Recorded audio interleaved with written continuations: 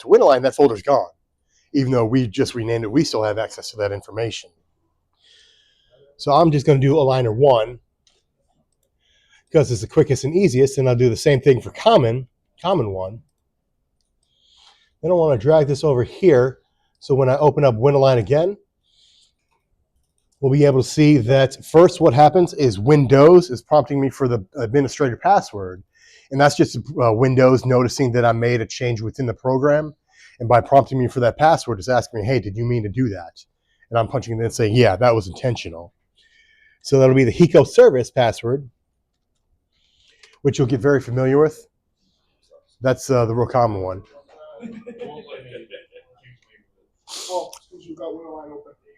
Yeah, you will need to have WinAlign closed down to do this.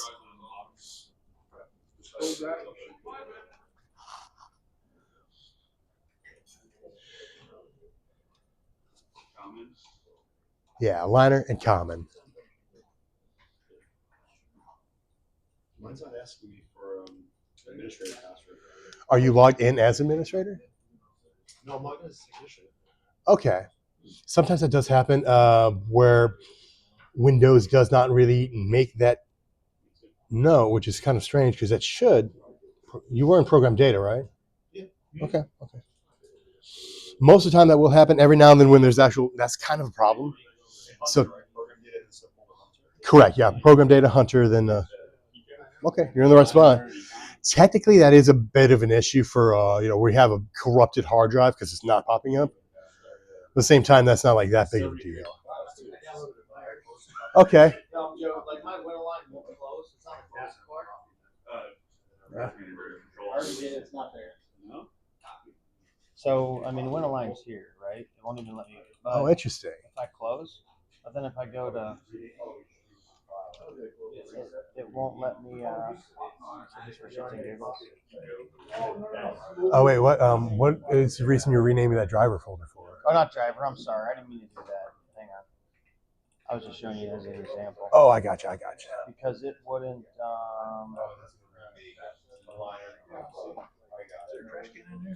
No, there's not. For whatever reason, there was last time I taught this class. Complete folder file. Open another. I've seen this before. Yeah, so I need to obviously close WinAlign, but I can't pull it up. The problem with that name, there should be some like HEPROC Aligner. Yeah, there. That's it.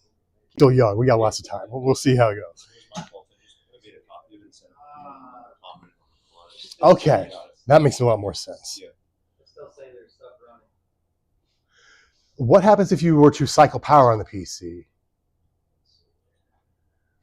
Usually that's a pretty good workaround for when we're in that situation. Just unplug it directly. Don't do anything. You just whip it out, give it a little shock by chucking the thing, and it helps kind of like kick it in gear a little bit. Water. Absolutely. Water will be fine. I'm not seeing iShop. If you're iShop, clearly content for where we're at right now, no. iShop is definitely a part of WinAlign, and we'll kind of talk about that a little bit for like basic troubleshooting. No, we don't need to mess with a WinAlign or iShop. You seeing it there though? Oh, I see. Let's see. You won't be able to see iShop there, but we renamed and the folders and reopened WinAlign. It recreated my Aligner and my Common folders. Because there's the Aligner 1 and Common 1 folders that I renamed and the newly created Aligner and Common folders. So WinAlign just reset itself, which is a really great technique for troubleshooting WinAlign, because very frequently when there is some kind of corruption within the program, it will be in one of these folders. So then renaming it will help out. Do you ever delete the original then? Sometimes I do. Usually you never have to, just because it's like invisible to WinAlign, but you can. There's not like a upside or downside to leaving it or deleting it. It's just a preference. There's not like enough files in that folder to really make a difference on the hard drive. So it's,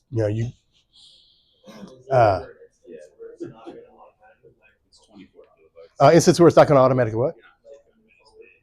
Not that I've seen. In that situation, if that ever happened, WinAlign would be pretty corrupted, and we'd have to just recover the hard drive at that point. but I haven't seen that before in 10 years. Yes, anyway. So would it ever be smart to, like, let's say you set up a brand new aligner for your customer, go through all their setup questions, then do this exact same thing and like hide those folders on the PC somewhere, and so if you ever have to go back, you have. Absolutely. That's really great, not only for leaving that information on the PC, but also if you wanted to take it one step further, back all that information up to like an external thumb drive of yours. Then anytime the customers are dropping by or having problems, you drop by, you plug in your thumb drive, restore everything, you're 5 minutes and you're back out on the road. Definitely saves a lot of time and effort, especially when it comes to the characterization folder. Have you guys messed with the TD targets much? Okay, so you might have heard the characterization and might have even done it already. Cool, very cool. Then you're already where it takes a couple of minutes. And so that's why I consider that one of the more important folders to back up, just because of how long it does take. Whereas the other folders, like a setup, it takes 1, maybe 2 minutes to go through and repunch in their information. But that is a great question, because there are folders that are worthwhile to back up before doing a hard drive recovery or doing the folder rename trick like what we're talking about here. And some of those are in this book, which I believe was earlier. I can never find that damn page. Where the hell is that bastard?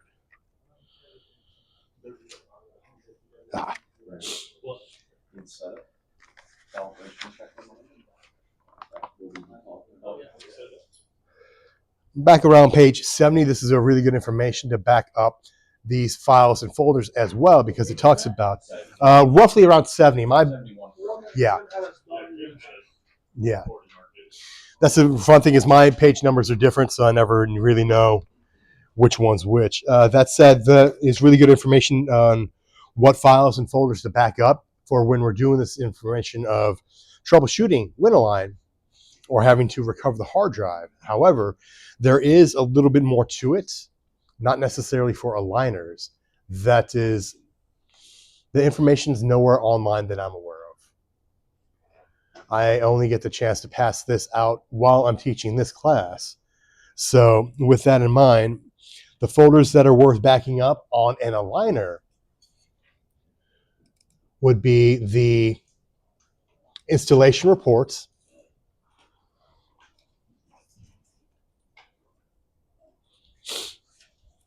going into the execute folder.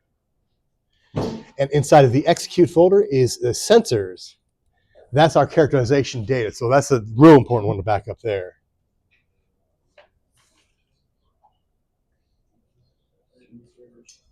What was the first one you said? Installation reports. Correct, yeah. Execute and then sensors.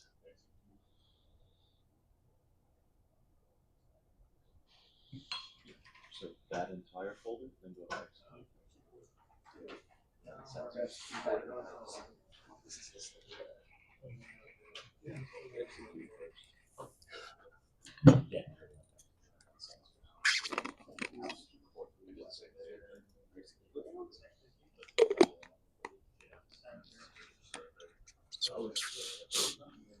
You want us to create backups of those of the sensors and the installation report folders on our computers? On these, you can if you want to, just for the practice. But we're with these, obviously, these haven't been in shop, so we're not like backing up legitimate information. But as a practice, hell yeah, go for it. All right. I mean, that's a great thing about today. We got these PCs we can mess with and break, and nobody's going to care.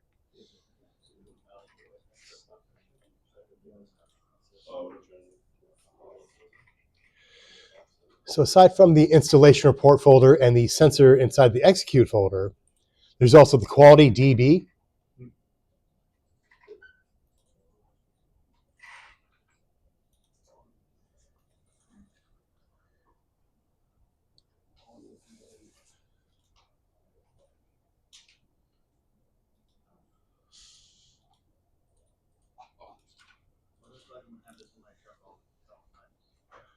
I've spoken with a lot of guys who I've met in this class.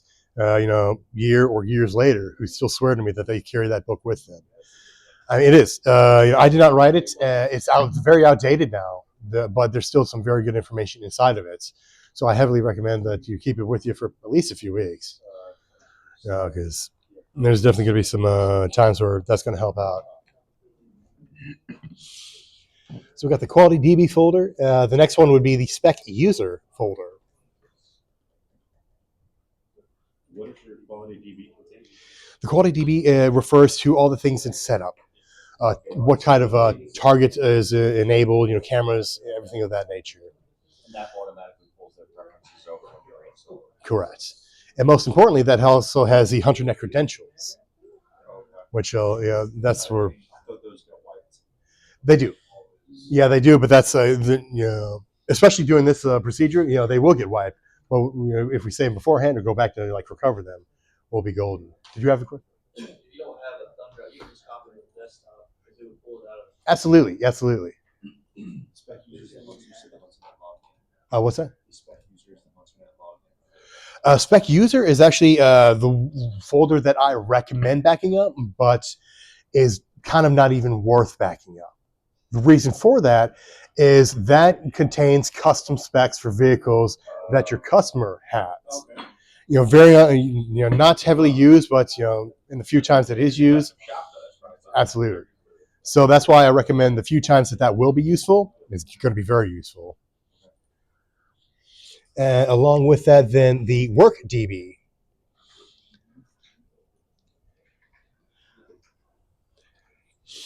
That helps deal with how Winterline used to work with the work management program, which has since evolved into HunterNet, but it basically has the real similar ways the program works, so it's still worthwhile to back that folder up as well. For aligners, that's all you'll want to back up, the useful stuff. But if you happen to be on a Ultimate ADAS machine, completely different. I shouldn't say completely different. It's going to be very similar with the folders that we just talked about. You will want to back those up, but there will be a couple more on the Ultimate ADAS machine that will be worth backing up as well. You probably won't see this folder on your aligners in front of you, but there will be an ADAS folder from the C drive program data Hunter. Right? You do not have it? No, we do. You do have it. Okay. We have the orange key in here, so I think we have all. That's why. Okay, that would make sense. Last class didn't have it, so okay, cool, very good. That makes it even better then. That makes I like that. So from the program data, we'll actually want to back completely out of program data to the C drive, then go into program files x86. Before we continue, though, I'd like to talk a little bit about the program file structure for those folders. On older PCs, you'll only see program files and program data. There won't be any of the x86. But on newer PCs, there will be the x86. So that's a good indicator of what kind of model or era PC that you're working on, is if that folder is there, the x86. Additionally, if that folder is there, you'll want to ignore the program files folder and go for the program files x86 instead. Kind of like the newer, better model is pretty much all that we're working with here. What generation PC had x86? Was it the HW2s and newer? Yes. Yeah. Specifically, I think it was Windows 64 bits. So technically, there could be some HW1s that have the 86, but they would be very few and far between. So just general rule, absolutely. Going into x86, following the same file path as before, Hunter. And inside of this folder here, I don't have it on this one, so let me create it just so you guys can kind of see it.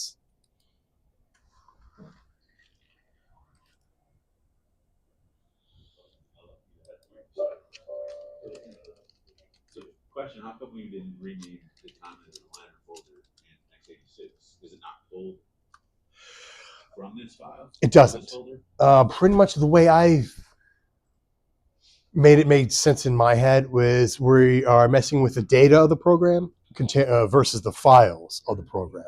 We can mess around with the data without too much problem. That's what we're doing. But the files, when like it's real particular, it gets angry. In the program files x86 folder, Hunter would be the ADAS aligner folder on an 8S, Ultimate 8S machine as well. That would also be worthwhile to store because both the 8S folder and the 8S aligner folder, those both have characterization information, calibration information from the Ultimate 8S machine, which have you guys had the chance to mess with that yet? So you know calibration. We actually put one together week one. Okay. For Okay. NADA, you know, Ah, that's together, right. and it's calibrated. Perfect. Okay. Yeah. So it's a really nice machine. Kind of a pain in the ass when it breaks. Yeah. So the whole 8S aligner folder, you copy that for I would. Yeah.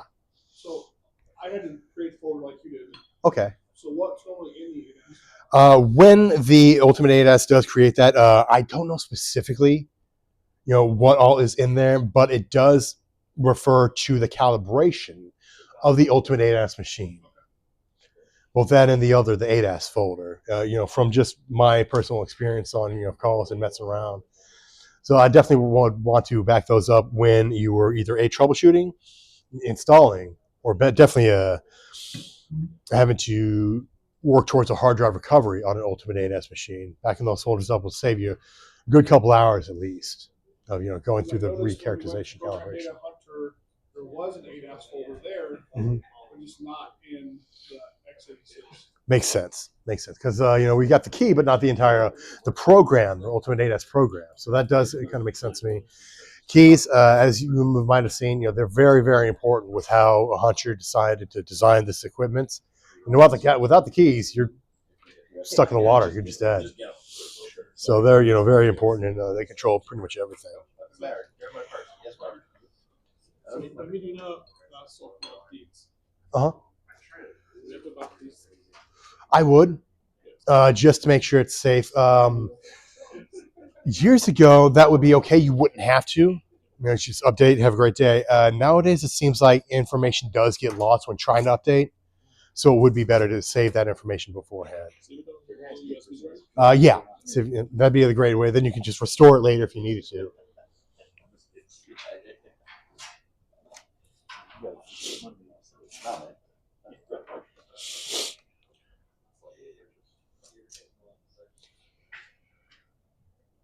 Another reason we'd need to go into these folders, though, are for the secondary database. In the x86 folder. There we go. I'm on page, should be right around 86. Removing secondary international database.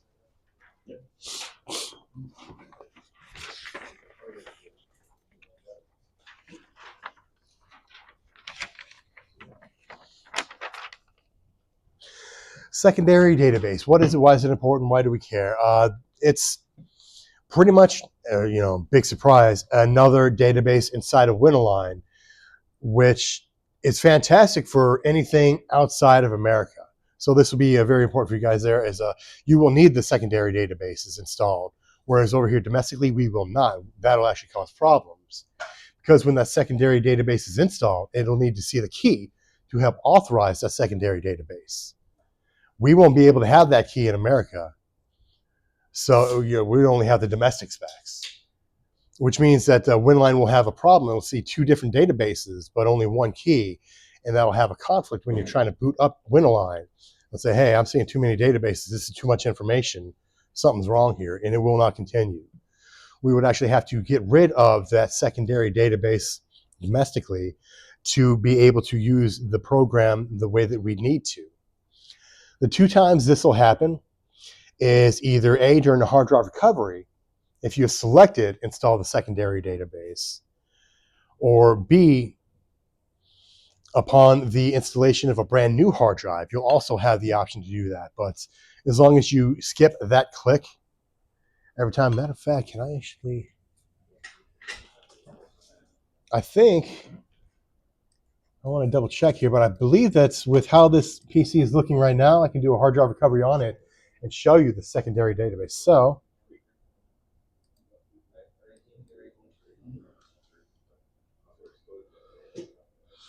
well, I'm getting a little bit of a real world experience and options here to actually show you guys this. This is also a fantastic time to show something that is not in the book.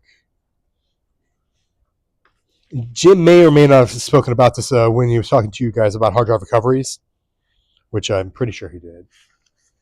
But back on page roughly 67, you got the recovery charts of what pages or what either disks you need or buttons you need to hit to get the PC into the recovery program. This is good information for older PCs. This is not the procedure for any of the newer PCs like HW2. And the HW2 is the second newest PC we have out there, with HW3 being what you have in front of you. The easiest way to tell the difference between them visually, they'll have a sticker on them. You might be able to see like a yellow sticker on the front of, I'm seeing, Like a blue sticker in the top and right yeah, corner. yeah. So there, and that helps kind of identify, because they're the same case. Other than that, they look just the same. The other identifying factor for that is a serial number, a barcode that is put on the PC physically to help kind of identify it. But once you've identified that you're working with at least a Windows 10 PC, what we'd want to do is cruise over to restart from the start menu, hold down Shift on the keyboard, and while holding that down, click Restart. That's actually going to take me to a blue screen where I can see Troubleshoot as an option.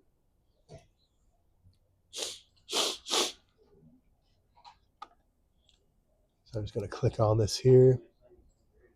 Then, big surprise, once you click on Troubleshoot, you can see the option of Hunter PC Recovery. So I'm going to recover this hard drive and intentionally install the secondary database so we can actually see exactly how this looks. I did it. You already did do that? No, I clicked it. Outstanding. You can only, so what you're saying is you can only have the domestic database for the US. Yeah. Or the international database for the rest of the world installed on the PC at once. You No. can only have one or the other. You can have both outside of America. Outside Yeah, of America. You'll need a different spec key to authorize that secondary database, but you can have both at the same time. So then why are we running into issues with the secondary database when we're somewhere else? Operator error, basically. The only times that this would come across is intentionally, either intentionally do it or accidentally doing it, or absolutely. So continue with this restore. It'll take a few minutes.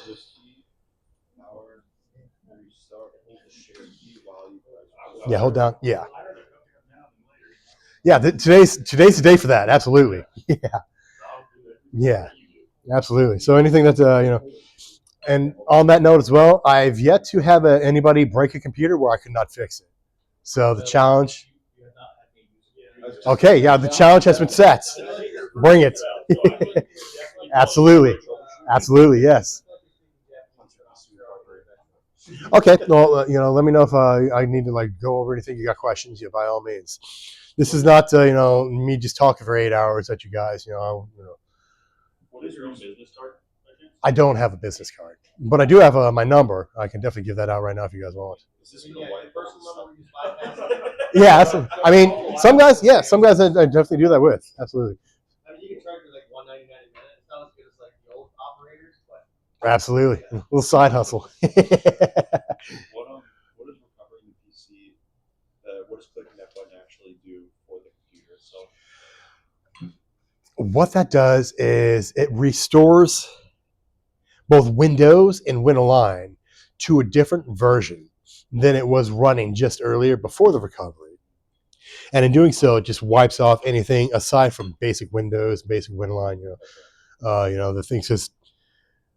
Is that, I mean, and you only, when would you need to do this? Is it like when cache is really, it hasn't been restarted in Yes. years? That's a very common thing there, which, I should say that's less common nowadays because the newest PCs have automatic restarts, but that's still a thing. People will still disable them and have it run for way too long. Definitely a problem. Do you recommend routinely restoring the computer, maybe on an annual basis? Yeah, that could help. Absolutely, especially if you're there for, say, just to update specs, everything was working before. Just kind of clean it out. Lose any customer data, right? If you just jump at it immediately, yes, you will. If we back up information beforehand, you'll be gold. Absolutely. No, I did it. Yeah, you don't have to. This is. Mainly I was doing it just to illustrate. This is what not to follow along or anything. I started to, and I was like, no, I don't know. Yeah. No, actually, compared to recoveries, this is fast. Right. Oh, I bet. Oh, yeah. So they wrote this specific program to fight anything that isn't basically on the installation. Pretty much. Of the so if you were to buy a hard drive Mhm. from Hunter and install it, it would be the same files as if you were to just restore those. Absolutely. Yeah. 100%. Yeah. Storing it to default. Basically. Yeah. Back to what should be the day one of the hard drive. Get it working right. And on paper, everything should be golden at that point. Yeah.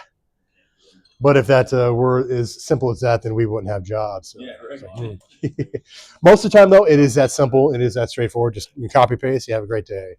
You get paid. You get back on the road. It's easy. Everybody would do it. Yeah. They're very true. Would this be like a guy, like say computers not computing? Right. You try this before resorting to a new hard drive. Yes. PC. Absolutely. Yeah. And then remember Jim said that there was every PC was kind of specific with their hard drives. It wasn't just all cross compatible.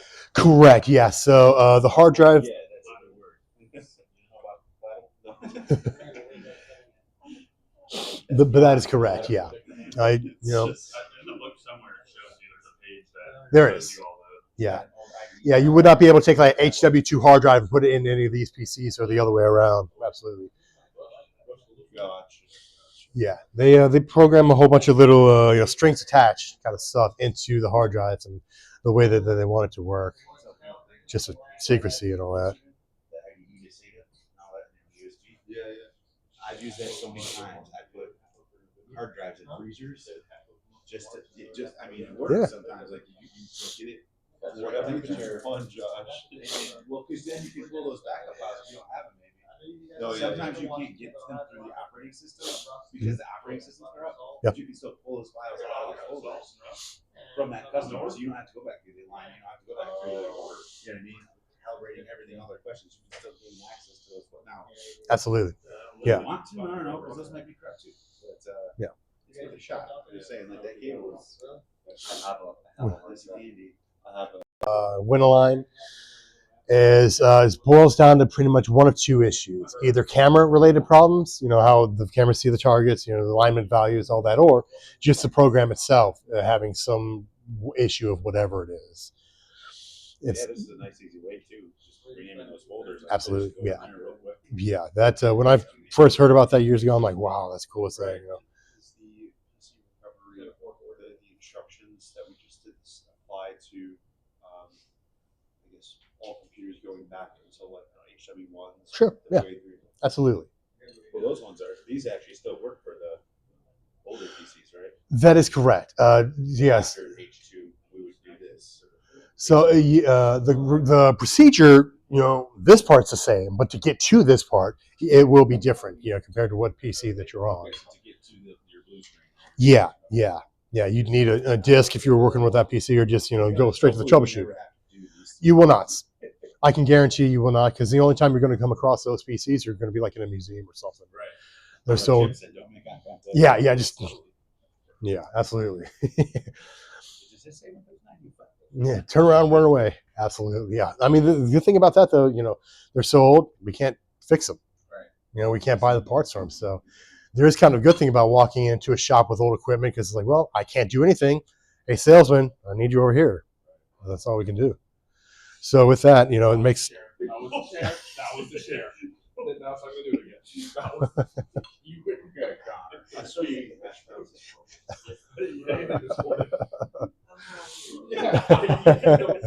Cold. Yeah, that's the fun with it. So at this point, Jared's gonna let us know. on this screen, where you would just select what market you're in. Correct. Yeah. So this is exactly where we'd install the international specs if we wanted to.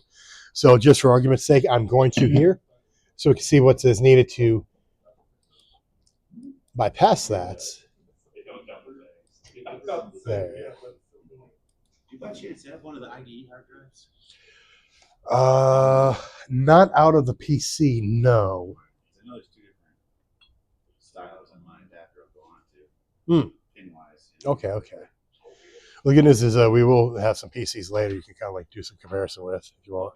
Yeah, because that is the good thing about today. It's going to be less of just somebody chatting at you for 8 hours, and you're going to get some hands-on PCs a little bit later as well. Okay.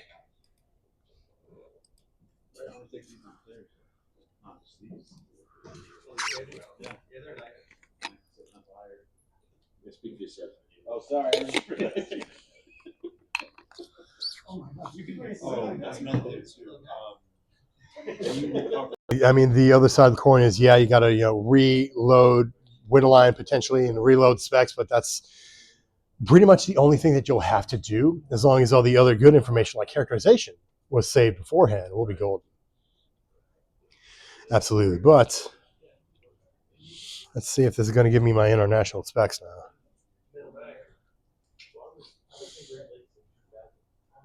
That's also a way too that you pull the hard drive out prematurely, like we did that console upgrade last week. And if he had all those backups already taken out, but like we started that, and you're like, oh shit, I didn't get any of the backups, and now who's he sitting over there? Hard drive out, plug it in your PC, follow that out, go back on your hard drive. I'm saying like if you forgot to do it ahead of time. The old IDE into a new PC, it's just going to show up as like another Yeah. drive for each drive. Right? Is that what you're saying? Yeah, the last time you had an IDE, plug, you're only gonna have the one. Oh, and that's why you need the cable, right? Because you plug it into the USB. And then it actually acts like it's another drive. Like it looks like a big storage drive. You just go on. That was the file. That wasn't normal. That wasn't normal. No, it's just again, it's something we're going through it and applying what we're learning here. Yeah. It's a point. I'm like, wait a minute now. I could use that. Do you have an ID to USB? That's what it is. Oh, I thought you were taking the ID and instructions and SATA.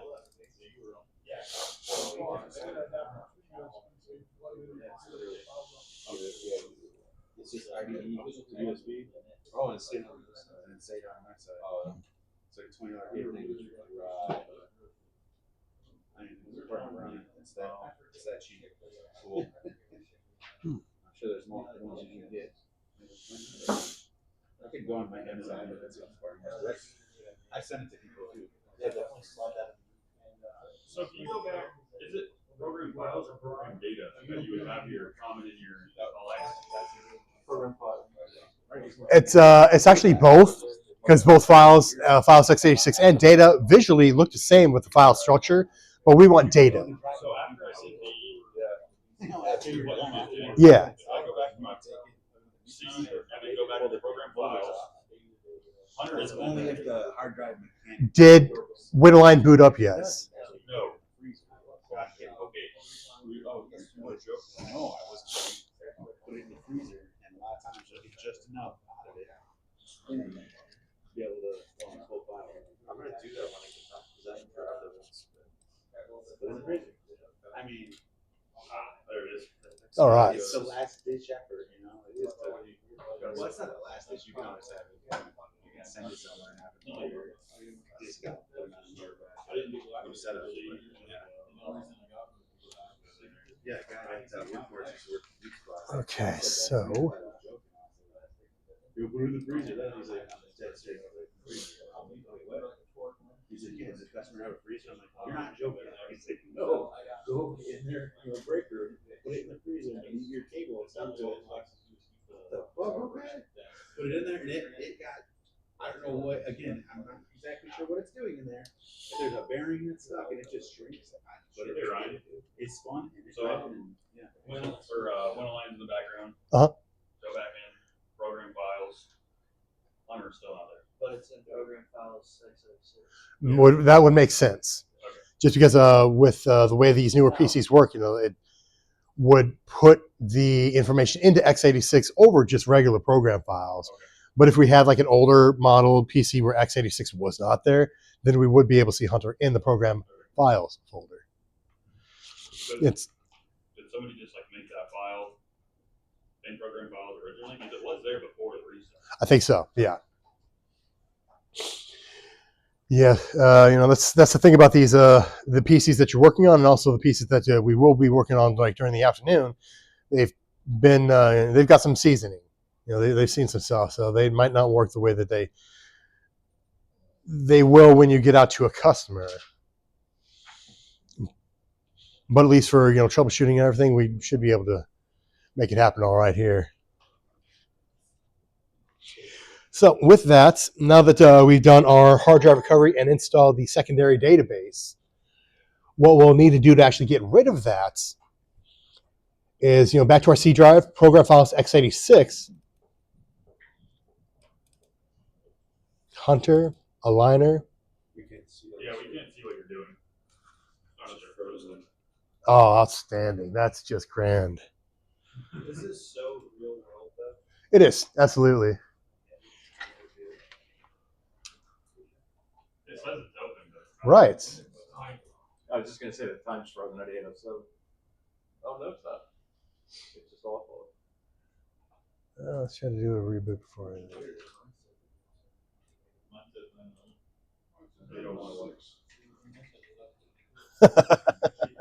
All over the map. Goodness. What time is it? Oh, that does remind me. Are there any smokers in here? Yeah, definitely don't let me hang you up. I used to be a smoker as well, so I definitely get it. Obviously, we'll be taking breaks as well, but if you want to take beforehand, perfect, good, yeah, absolutely, not a problem, man, not a problem. That's another good thing about is there's nothing like so crucial today that you step out, you're going to miss it and just like completely miss all the point of the day. It's so. No problems there, is what I'm trying to say. Let's see if this is going to actually work right this time. Sweet.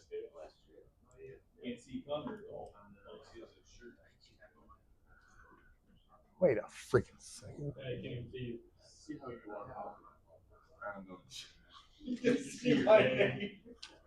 You're there in spirit. You want to get half my face.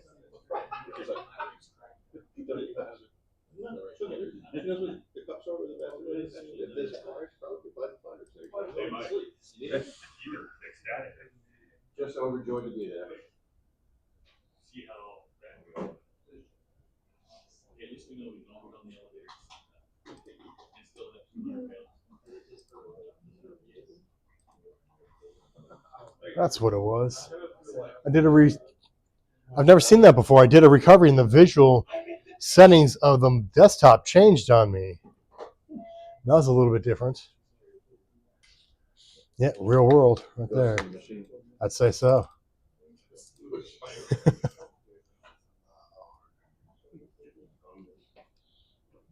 Now we should be able to see what I'm trying to do here. So going back to program files x86, Hunter, Aligner, I'm jumping into the spec fact folder because we're messing with the specs right now.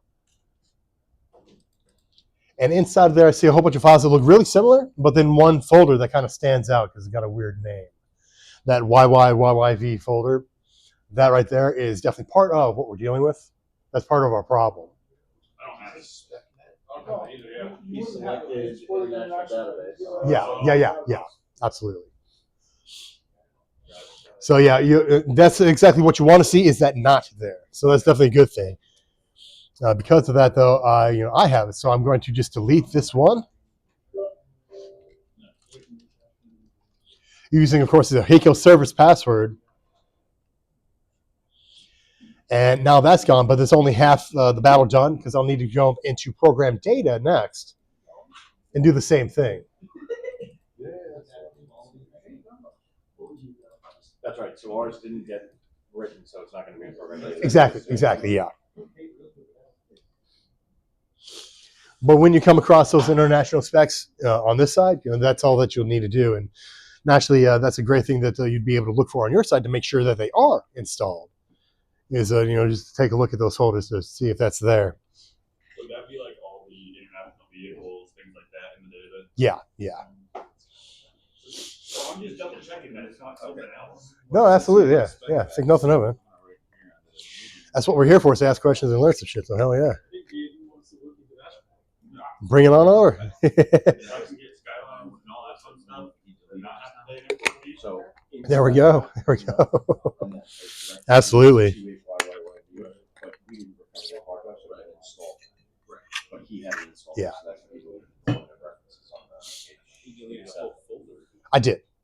The whole folder was it was. 2-8 was Yeah. It was at the top of spec. So you were in the spec pack folder and spec pack garage. Yes. Okay. I thought, yeah. Never mind. Okay. Now I see where we were. Okay. I thought the folder was in the liner folder. So we deleted it. Gotcha.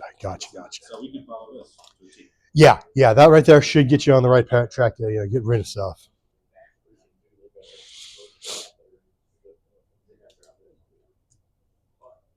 So if we run into any problems, always recommend to on your. Yeah. There's a lot in this manual. Do you actually have one of those yet? What's it? Do you have one of those manuals? Has a gym? Oh, just Yeah. okay. All right.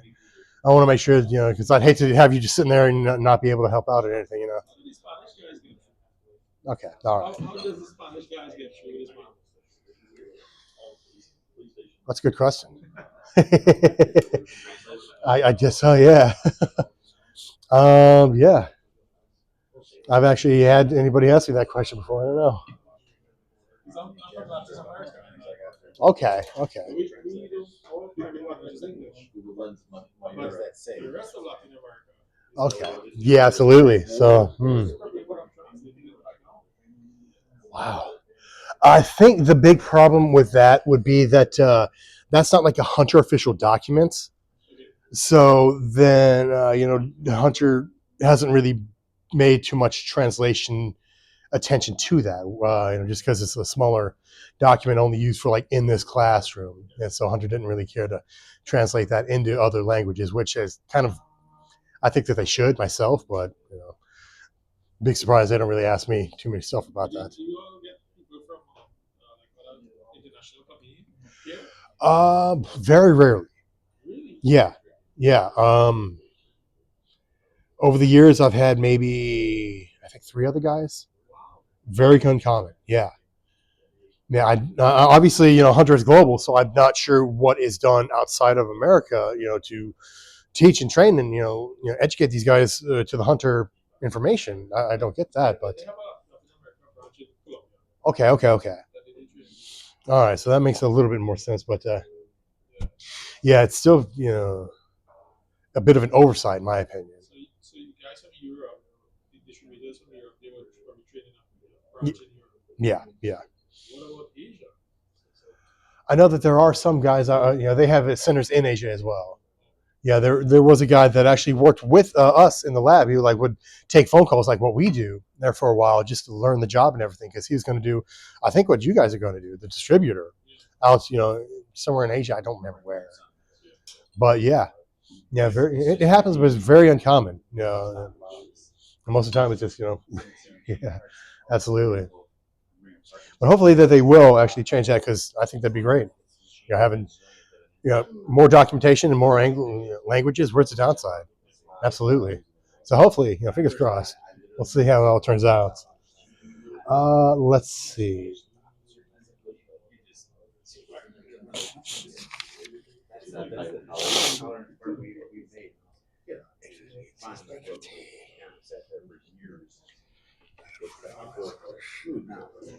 The first time we took on board, I believe it.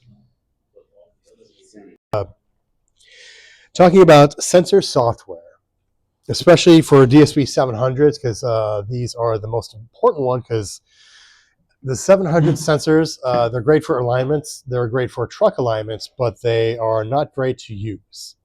They got a real big learning curve to them, and one of the parts that makes them so damn difficult is there are multiple revisions of the main boards in there and multiple revisions of software. And a really good rule of thumb for when troubleshooting sensors or aligners in general, WinAlign, is always take a look at what version of sensor software or WinAlign that you're working with. And especially if it seems like there's a software issue, if you can update the version of sensor software or the version of WinAlign that you're doing, that'd be a great first step. Just update software, because very likely whatever's happening to this customer, it's probably in the patch of the software. You just load that, you'll be good to go. When you refer to sensor software, you're talking about the firmware updates? Correct. Directly at the Yeah. Yeah, I'm glad that you've actually had to go through that already, right? Outstanding. That's the kind of fun thing or unfun thing about this class is they've been making some changes. So 1 week it feels like I'm talking to guys here that just started their training, like maybe 3 weeks in, and then there's the conversations where I'm having 3 weeks out from getting to the field. So it's it's always a bit of a gamble and a guess of like what the hell is going on. It's like the other class, right? They're learning stuff like opposite order that we're learning. I'm like, you guys are already doing that? Yeah, I yeah, want to do that. absolutely. I think I meet that next class a few weeks from now, March, because I'll be doing this again then. They're nowhere near as cool as we are. I can imagine that. But yeah, updating the sensor software version is really, really useful. There used to be an automatic way. There used to be a manual way of going about this, which used to be kind of one of the bigger parts about this class, is to physically update that sensor software. Now it's all really automatic though, so I don't really want to take too much of your time up by doing that, because it's information that you won't be using. It's not helpful for you guys. Jim was telling us, like on the toe board and stuff like that too, that the software won't be compatible with certain, like out of date or whatever. Is there a list or a chart that tells you how far to go? Yes. Yeah, I had to think about it for a minute because there used to be an old chart that had that information, but that's outdated. There is a newer one that captures up to almost the most recent software. Like the document I'm thinking of goes up to 4.4 for the DSP 700 truck sensor software, and now we're up to 4.6, or we're getting towards 4.6. It's not out yet. So it's not the cutting edge, but there is that chart for that that I don't have with me right now, but you will have with you by the end of the day. Absolutely, because that's part of the handouts and everything that there.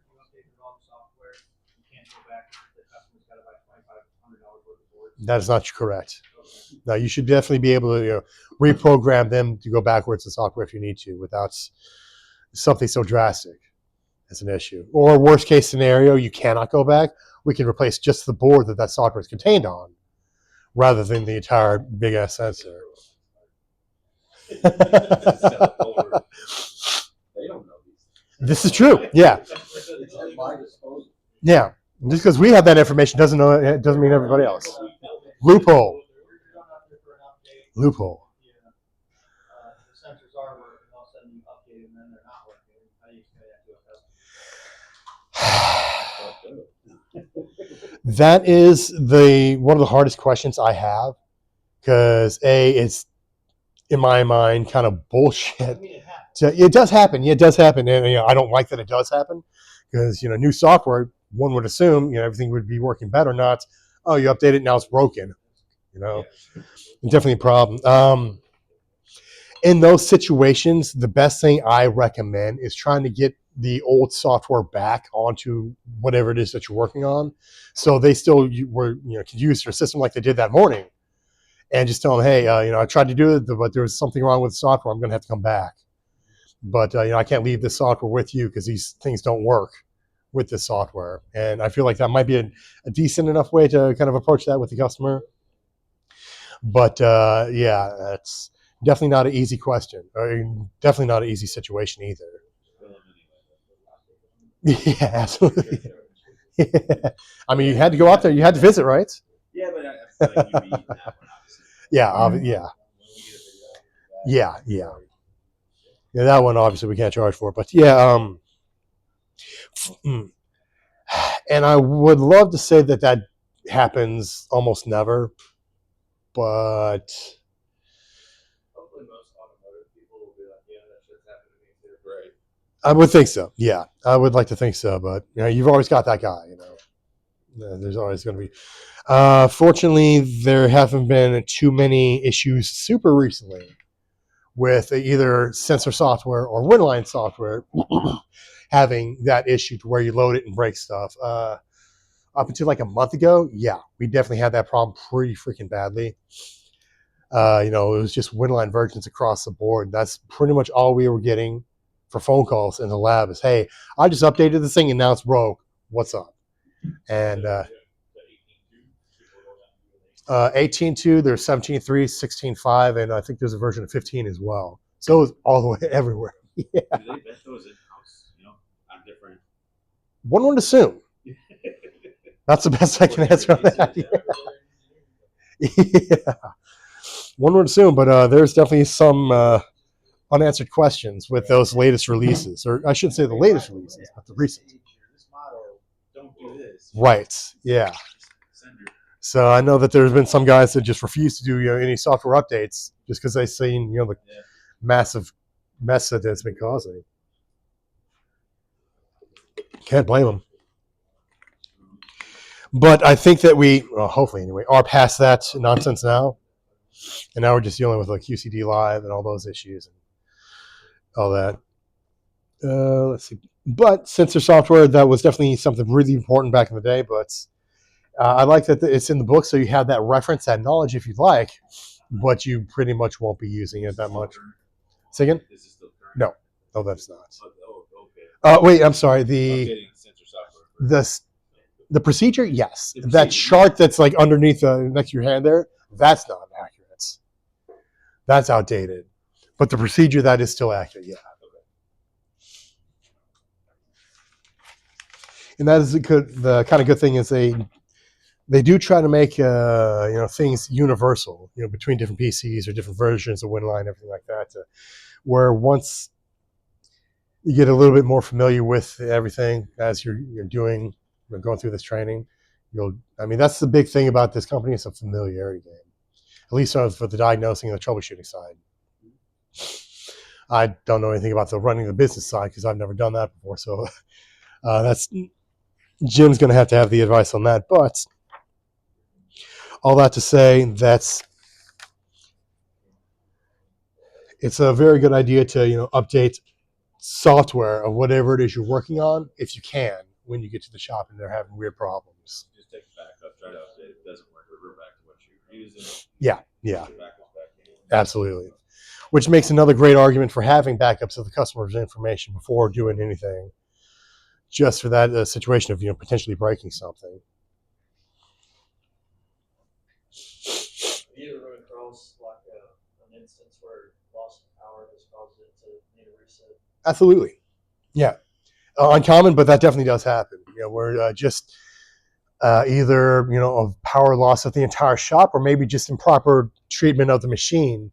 They're just ripping the plug from the wall. That can definitely cause problems over time, especially with the way Winline works and with the way Winline breaks. Yeah, I've seen that quite a bit. Fortunately, when that does happen, usually either rename the folders or recover the hard drive, you're good to go. So it's not like a super big issue, but and it used to be a really common issue back in the day when we had PCs that would not automatically restart. Nowadays we do, and that has helped out with corruption quite a bit compared to what it used to be. Yeah, you're not using a whole lot of storage space. No. Already, so when you recreate these files. It's very small information, yeah.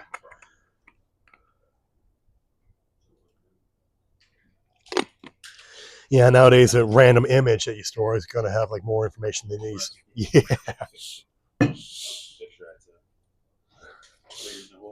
absolutely. Yeah, it's getting there. It's getting wild, that's for sure.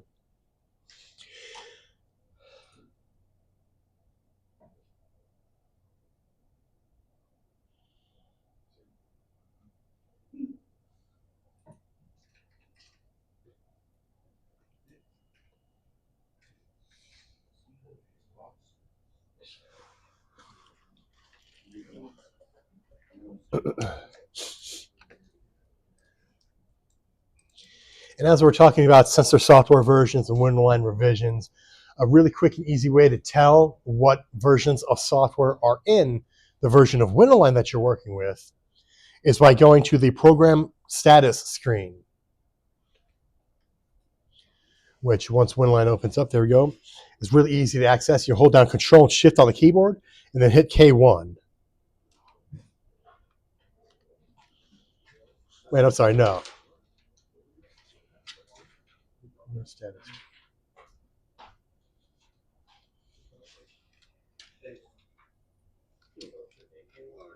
Correct. You have to be in admin mode in order to do it. You should not need to be, no. Okay, there we go. That said, I have seen that happen before where, on Winline, if you were to begin alignment and try again, it should pop up that way. It's definitely kind of strange, but. And K1.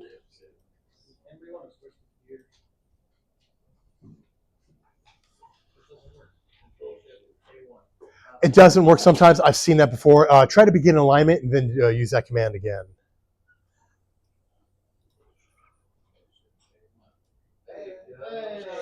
I don't know why that happens randomly. I've seen that before. It's weird. And sometimes it just won't pop that up, but that seems to be the workaround. Go to Best Buy, probably really cheap. There we go. Absolutely. I stock DAC boards. Nice, nice. All that. 5 of each go around. Not too much? I wish I could say yes. That would be too much, but nowadays, Is it 85% of the time it's a DAC board? that is a pretty accurate thing. And I would say that's not too wrong. And the bad part about that as well is quality isn't what it used to be. Like 5 years ago, when you'd order a part, you'd get a part that would work. Like almost always, you can be pretty guaranteed about it. Nowadays, it's a little bit different. That's the prudent direction to go. Yeah. Picking up stock from backwards. What's that? Opening the stock in backwards. Yeah. Just because it's happened quite a few times where somebody, I'd be on the phone, they have a problem with one part, they go to swap the part, but the new part is having a problem as well. You can get a DAC board that I determine it was bad. The serial number was about 70% to you. It's testified at the lab, and you get it, that motherfucker actually is bad. You get surprised how often that happens. That can happen. That does. That said, good news about serial numbers and like return boards like that. We've got a limit of 2. If we see something back the second time, it's done. Doesn't matter if we didn't see a problem with it either time or not. It's trash. So it's definitely not. We're just like passing back out bad boards all the time. But I know some guys that are jaded might certainly feel that way. Guys that have been out there for a while. And I can't blame them. I really can't. Not for the change that I've seen. But anyway, back to our 700 sensors here. On my program status screen, and this is a really great way to just check to see what it is you're working with. Going to the screen, I can tell that I got 4.4 for my Winline software and my sensor software in there. So right off the bat, if I were having any issues on a 700 set from this shop that I'm supposedly in, I'd want to update this to 4.6 first. Because more than likely that's going to help out with whatever it is that they've got going on. And, then we can look closer into, replacing faulty parts if needed or, just doing a calibration, whatever it needs. That part. But it's very surprising, in my experience, how frequently a customer will have an issue and how common it is to just update software on whatever it is that they have an issue with, and that actually helps. That gets them back up and running. So, before getting too crazy with it, I definitely recommend that. It's going to be worth your time for sure.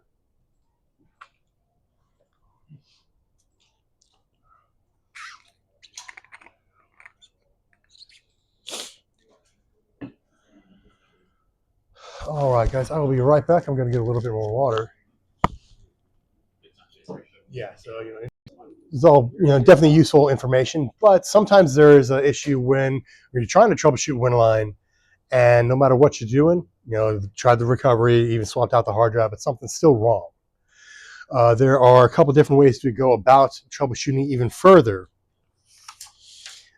Back in up until a few years ago, we had the problem steps a quarter, which is still in this book. It's right around page 98. And what that would do back then it would take a snapshots of every time you click the mouse, and it would just show step by step the process of going through WinAlign. Then you could capture and zip that process up and send that into us, so then we could see exactly what it is you can see. It was really helpful back in the day, but now, of course, it's not anywhere near as useful as us just remoting into the PC that you're working on. Ever since the Ultimate 8S came out, that's been kind of like the new thing that we've done, actually, since the QCD came out, really. But we've been able to remote into aligners themselves, and it's just changed the game. Are we able to do that? Absolutely, yeah. I don't know. I think so, yeah, because I think the way it works is we use what's called GoToResolve or Help Desk, but I know that there's licensing involved.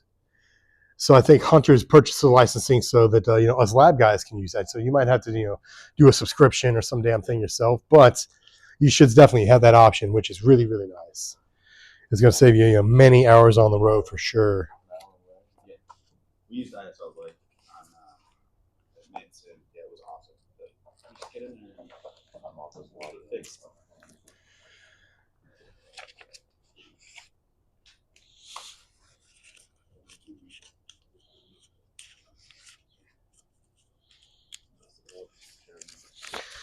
So if I can count, it should be the right amount. If you could take one and pass that down. Here we are. Absolutely.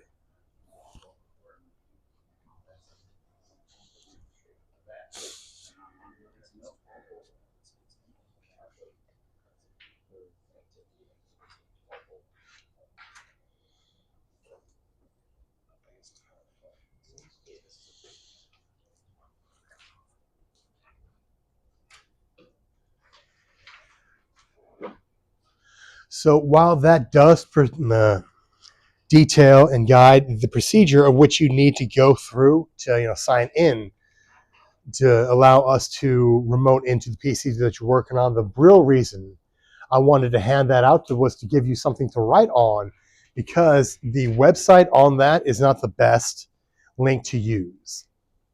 It still works, but a better one would be just typing in helpdesk.me. Helpdesk.me. Yeah, like me and you, absolutely. And you just punch that in, and that'll take you straight to the website where you'll be prompted to punch in a code, which whatever lab guy you're speaking with will tell you that code over the phone, and that's the way that we kind of log in and make it all sync together. So the software's already on the aligner. Oh, it's yeah. Just open it up. Pretty much. It's not like an actual. The weird thing is, it's not like an actual download. So you won't see like the help desk pro. Yeah, Okay, so Yeah. we're just going to you just said helpdesk.me. Okay. yeah. There's like a small thing that you download during this process, but it takes a couple seconds just to allow us to get in. And yeah, it's super useful. It's just completely changed the game for what we do and how we help out you guys. Because at the end of the day, my job is to help you guys look good. So that's what I'm going to get a subscription of right there. Yeah. Oh yeah, it's a good one. That one for sure. Just Helpdesk. Help us. I mean, yep. Yeah. Nope. Nope. Absolutely. Yeah. No worries with that, man. Now, I shouldn't say that. I should say sometimes yes, because not the person himself, but whatever nonsense he's working on. Sometimes it just sucks. Like, oh God, Jess, he's got that big piece of shit that he's working on. I don't want to deal with this. Yep, it's always the salesman's fault. At the end of the day, that's the way to make it happen for sure.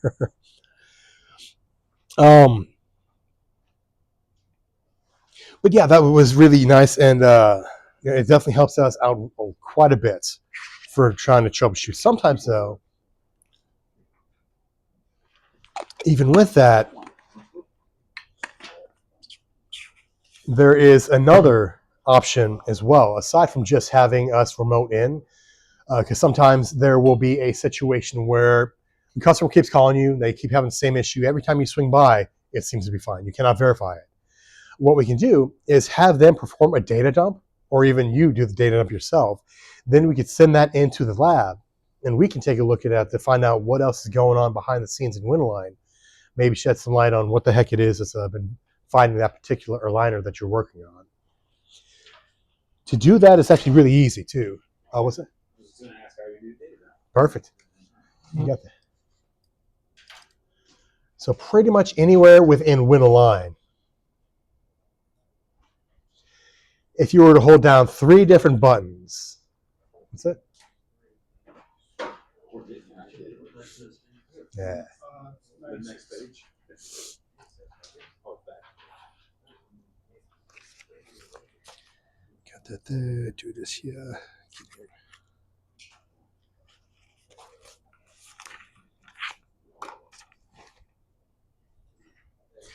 So once you got a Winalign open, pretty much anywhere, any screen within Winalign, if you were to hold down Control, Shift, and Alt, while holding those 3 down, hit F7 on the keyboard. What were the keys? Control, Alt, Shift, and then F7. It's the left arrow key on the top of the keyboard. And what you should be able to see is, it just pop up right there in the middle screen, performing data dump. That is kind of hidden within Winalign. I don't know where specifically the file is within the Winalign folder, but I don't need to, because I can go in Winalign and just tell Winalign, hey, give me that folder. Which, Control Shift Alt. Control Shift Alt, and then F7. 7. The left arrow. Left arrow up top. 5, 6, 7. So Control Shift Dumps the Alt, data. and then that left arrow. Yeah, you gotta hit the arrow. All at once? Yeah, you'll have to hold those 3 down, then hit it. Yeah, there it is. Yeah. F7. You're hitting 7. You gotta hit it's the left arrow key at the very top. 1, 2, 3. Nope, the first one's escape. That one, yep. Perfect. There you go.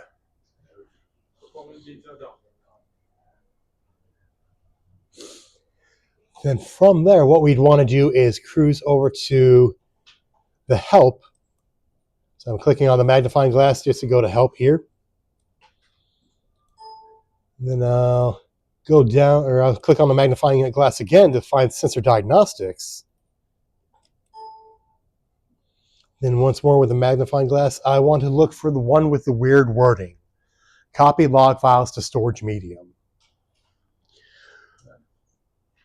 That's the SAW key to tell Winalign that, hey, I want to do something with the data dump we just got. And then from there, I could drag that to a thumb drive. I could just open it on this computer as well if I wanted to. Or I could just email that off to the lab as well to have them take a look at what might be in this folder. Is that key sequence in this book anywhere, or is that? Yes, it is. I believe it is, yeah. Yeah. Yeah, So, 96. save it however you want. This itself gives you the overall. Perfect. Oh, look at that. There's the email for the lab right there. Yeah. Okay, don't call us. Oh, do call us. Your questions help me pay my bills. Please call away. Have your remote in instead. Hell yeah. Definitely. Yeah, but I definitely recommend you saving that email there, the Repair Lab support at Hunter. Do you have a question? I'm not. Something. I'm not. Go to help. So yeah, you want to go to help down the bottom right, and then click on that magnifying glass again. Then we're going to go to the bottom left. Yeah. And then once more that magnifying glass. There it is. The copy log files. Have you put up your expression your room last night?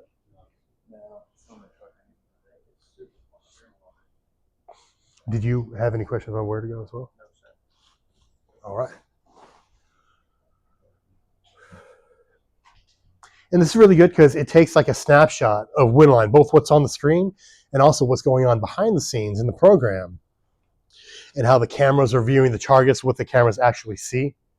So it will help to use the lab to just diagnose, because we have different programs to help kind of decrypt all the information inside that data dump, help shed some light on what else is going on.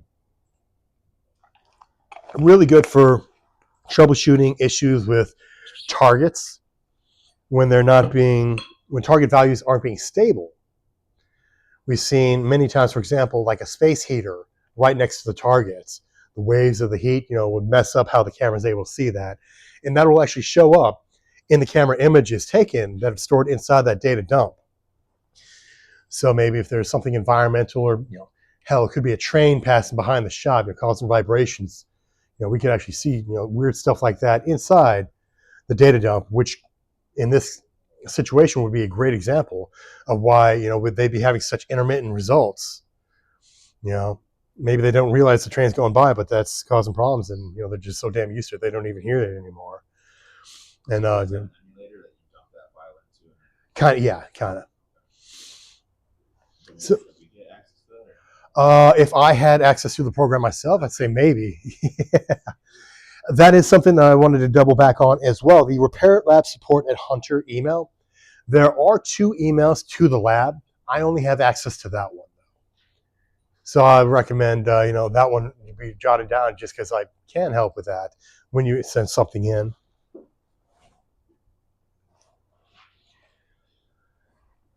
But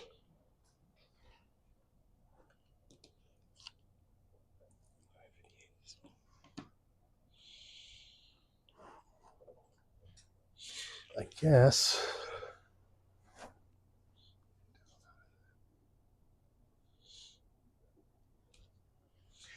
with that in mind, we're heading towards the hard part of today. Why I call it that is because at first it looks a little not user-friendly, what we're about to go into, but it's gonna be all right. We'll be able to work through it.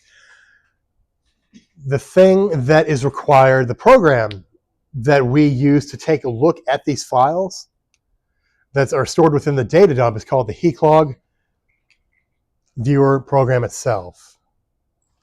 And actually, before that, let me double back to what should be the page right before the data dump. On mine, it's 94. Because I do want to get you guys the answers to all these questions, so you have that for reference. Do you have a page before that, or is that after? Okay, yeah, the page before. Yeah, 95. Yeah, 95. I mean, all of these questions are pretty, nothing that too crazy, but I would like you to have that information, just reference when you get out in the field. So I do want to go through all these questions, so you have that.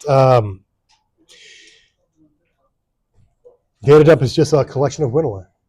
What'd you say? A data dump is for 67, just a collection of info.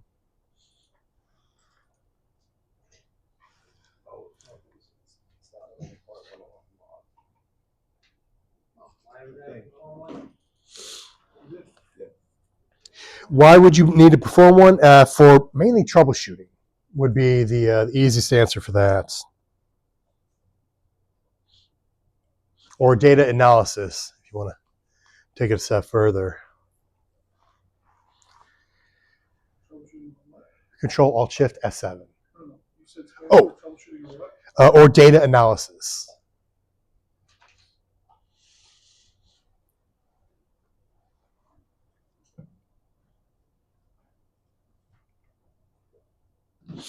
And 68, no big surprise there. Control Alt Shift F7. For 69, though, Winline can only store one data dump at a time.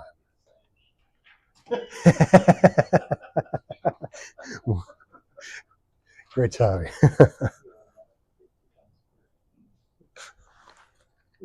Jesus.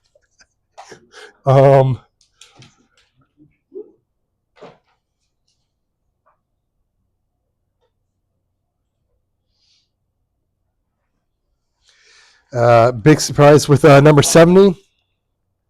The new dump will overwrite the old. Yes, it does. So it will still have all the old information, but just new information on top of it. It's just the way it's worded is a little odd. But yeah, that does store new information on top of whatever old is in there.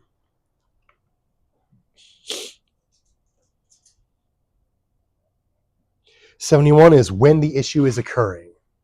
So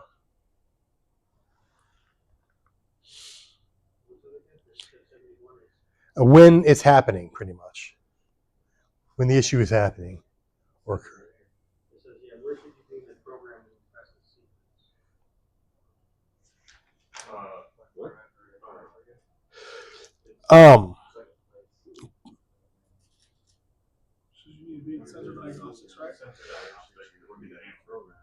For 72, sensor diagnostics. For 71, when it's occurring. It says where though. And then where is whichever screen. So it's kind of a weirdly worded.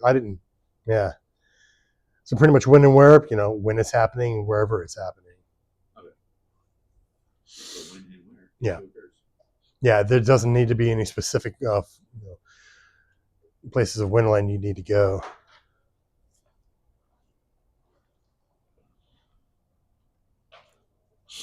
And then 72 for it was sensor diagnostics, with 73 being copy log files to storage medium.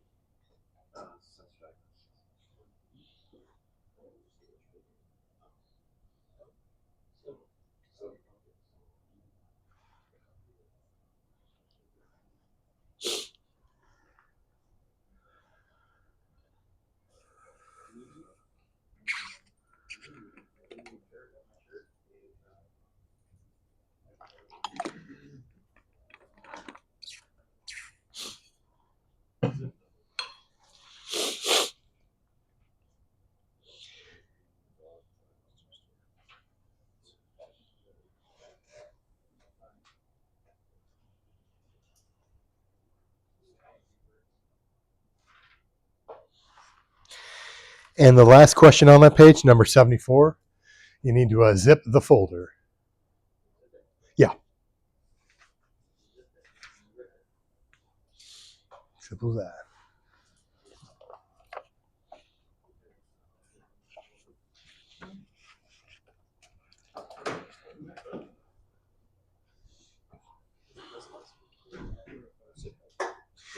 You made some good time. You get everything sorted out?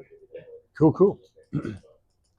So we're talking about when troubleshooting and like renaming the folders, like we were talking about earlier, or recovering the hard drive does not work. We've got the option to either A, remote into the PC by going to helpdesk.me, or B, performing a data dump. And then we're just going through the questions right now of which what you want to look for when doing the data dump or concerning the data dump.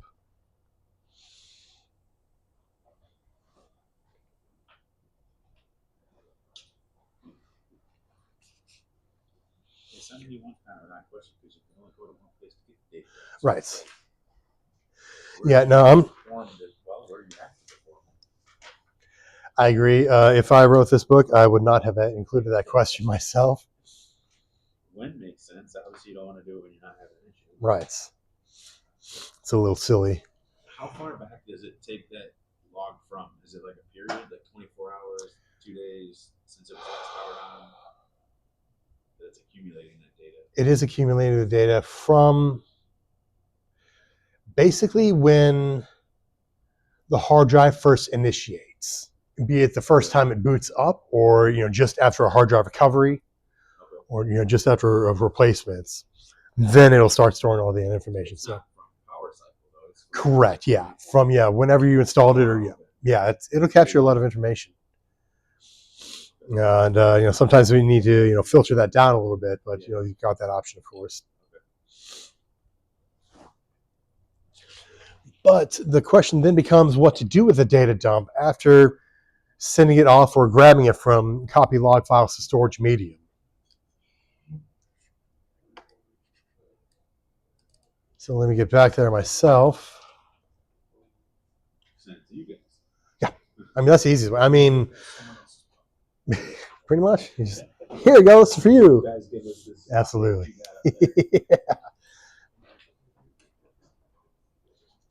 That said, what I'm doing here is definitely not just a lab specific thing. We do go through these, and that's no problem at all for us.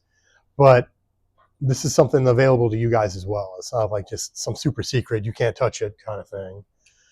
So I'm just going to, yeah, correct. The software of what to look for. Oh, I'm sorry. Yes. Correct. Yeah, I'm sorry. I misunderstood you.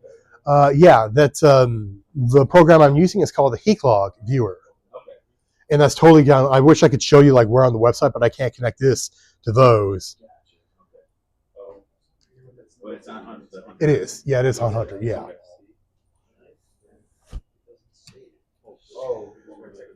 So if I were to save that there, I can then exit out of WinAlign itself, and just on the desktop should have been. This thing freaking out again?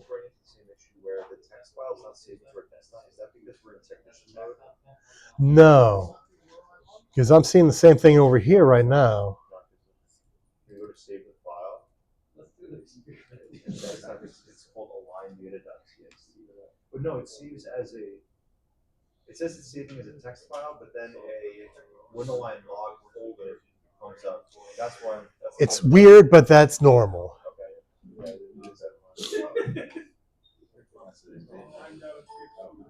No, the date time's off. You're right. It is. It just shows it's saving as a text file. Oh, that's why. So it's this guy.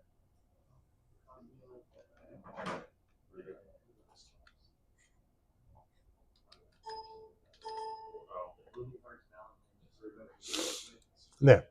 Now, see my data dump that's on the desktop. But big surprise, this data dump doesn't have any information in it because, obviously this isn't being used in a shop. So I've got to use some real world examples instead. Going over to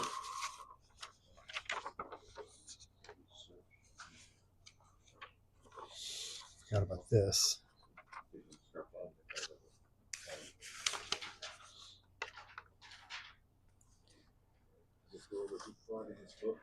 It does. The page that you're looking for is the HeekLog Viewer, which should be 105-ish. Looking, I think you're just on it there. Okay, good. I keep writing stuff down and realizing it's already in the book. Well, if your brain works like mine, writing down helps memorize it anyway. So hell yeah, I just take a note, and then never look at it again. absolutely. 106.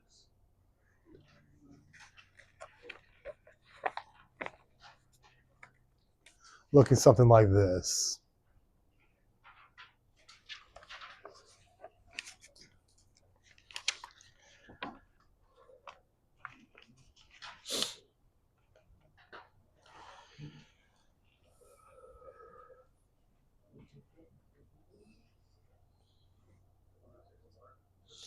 The HeekLog Viewer. The HeekLog Viewer is a fantastic program that you'll pretty much never use. Some guys will take use of it and have gotten to get a lot more familiar with this than just what we'll be talking about today. And some guys are just like, they just don't want to deal with it, and that's perfectly okay too. To start though, I'm going to open up this example for 9 steps to match what's on 106.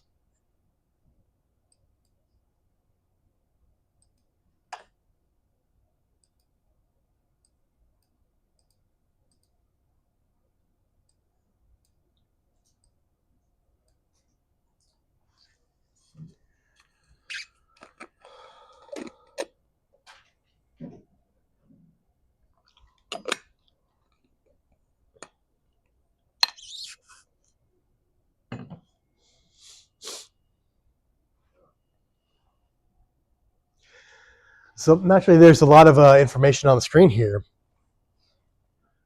And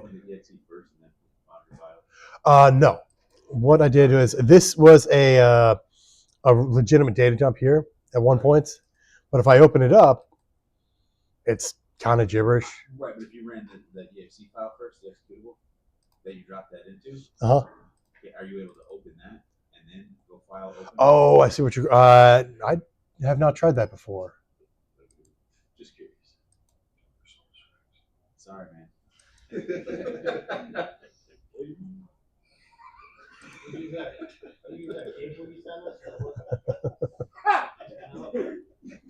Because I can have that on my desktop and just open it or. Sure. Yeah. Absolutely. Okay.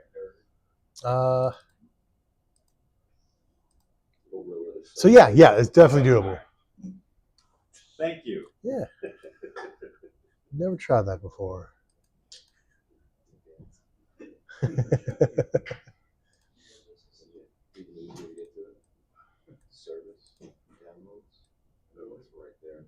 This guy's already installing. That's the way to do it. Hell yeah.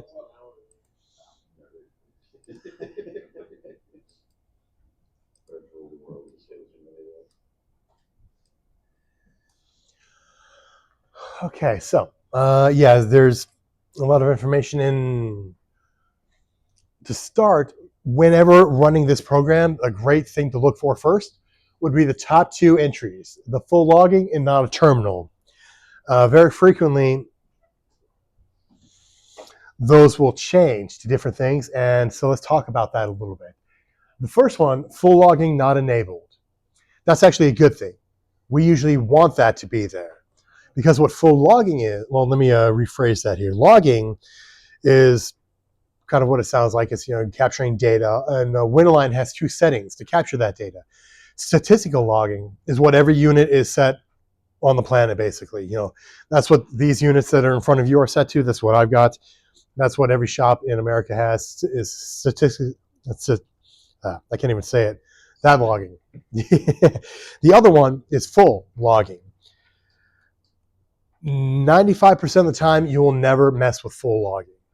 That's like an engineering thing where the amount of data that Winalign captures in the background it captures like 10 times as much, which is great for capturing information to diagnose an issue, but that can also be a problem if they leave their unit on for months at a time, because all that extra information can start to bog down the hard drive, eventually even corrupting or damaging the hard drive in extreme cases. So usually we want to see that full logging not enabled. That's a good thing there. The one below it, though, terminal release, is not. That's a bad thing. That kind of goes back to the version, the final version and updating Winalign or Sensa software that we were talking about earlier, because the final release of whatever revision of Winalign is going to be the terminal version. For example, 14 is Winalign 14.4.1. Right now, it's Winalign 16.5, 17.3, and 18.2. But there is a very good chance that we might come out with more versions of those revisions anyway, just because we've seen so much trouble with installing those. Are we able to view this screen or is this on your end? This here? Absolutely. Oh, yeah, 100%. Well, not right this second. I don't have it installed on these PCs. Oh. Yeah, unfortunately, yeah. I misunderstood your question. The HeatClog program, which I'm using right now, is not installed on these. I'm running this off a thumb drive, which is what I encourage you to do as well. It's actually not recommended to install this on a customer's aligner, because if they were to start messing around with this, there is a chance that they could break their hard drive with this program. It's pretty uncommon. It's only happened a couple times before, but absolutely, yeah. So I mean, that's a great way to look at it, though. Oh, you broke another hard drive? Oops. Go crazy. Oh, it's smoking now. Okay, I'll be right back. Absolutely. Yeah. There we go. That's the easy way.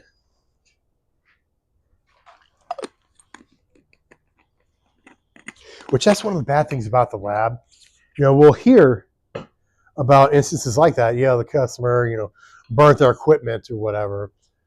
But we don't get to see too many the photos, the real world of it. I'm stuck in a room full of dudes all day. I want to see the real world experience. What caught on fire? I want to see this too. That'd be cool. Hell yeah. Hell yeah. R. Daniels and Hunter. There we go.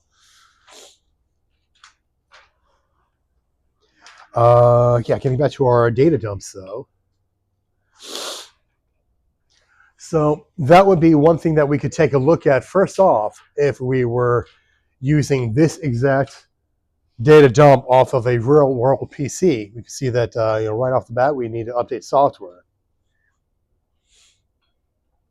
Then there are the non-Hunter programs found, and that's a big thing too, because Winoline does not play well with others. Pretty much, if the customer downloads anything non-Hunter onto a aligner, there is a chance that whatever it is they downloaded could mess up with the program, potentially causing it to actually crash. Yeah, it would actually corrupt the program.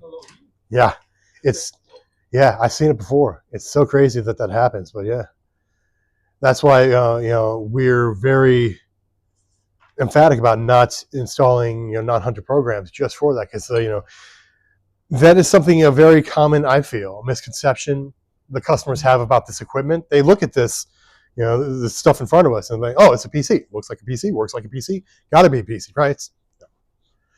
No, with the way Hunter has messed with these hard drives, they don't work like normal PCs anymore. And I think that's something that's a lot of guys don't think about, and that causes a whole bunch of problems, which again is kind of a good thing because that's money back in your pocket. So there are some silver linings here, but there are also great things to avoid. And big surprise with the second one down, system has been running for more than 7 days. But if we look off here, we can see the longest it's been ran was 59 days. So at one point they almost had this thing running for 2 months without shutting it down, and that can definitely cause problems.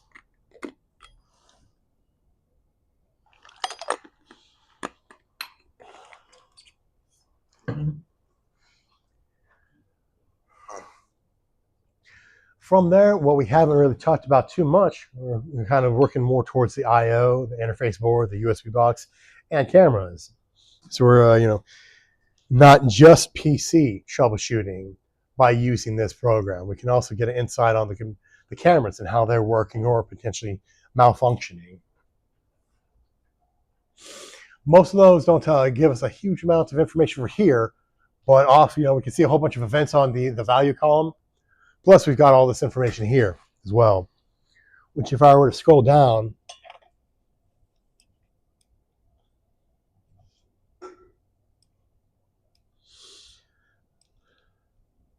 we can see the camera events.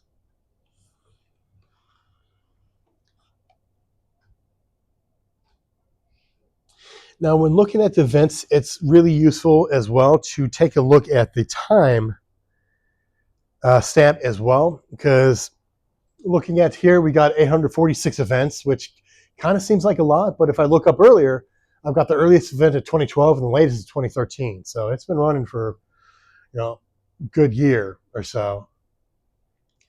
And because of that, 800 value events doesn't really seem too much, but looking closer into the events themselves of the individual cameras, that's when it gets a little bit more illuminating. We see that the camera 0, which is our left front, that's got 410 events, which is over double anything else. So right off the bat, if I were looking at those numbers, I would think, hey, we probably got a problem with camera 0 and maybe camera 2 as well, which just happen to be both on what your left side camera. So right off the bat, it seems like we're having a problem there. We could dig into that deeper to find out if it's just a connection issue, cam control board, or if we just need to replace the entire camera, which sometimes happens as well. Yeah. Not too long ago, I heard about somebody who ran into the line and knocked the thing over. Yep. And QCDs, you'll love QCDs, especially the customers that don't want to do balance. Oh yeah, Yeah, I was talking to one guy about a month ago who said the customers like 4 times smacked into the QT over here, and they still won't put up the bollard. So it's like, guess what's going to happen again? Yep. Yep. Absolutely. Yeah.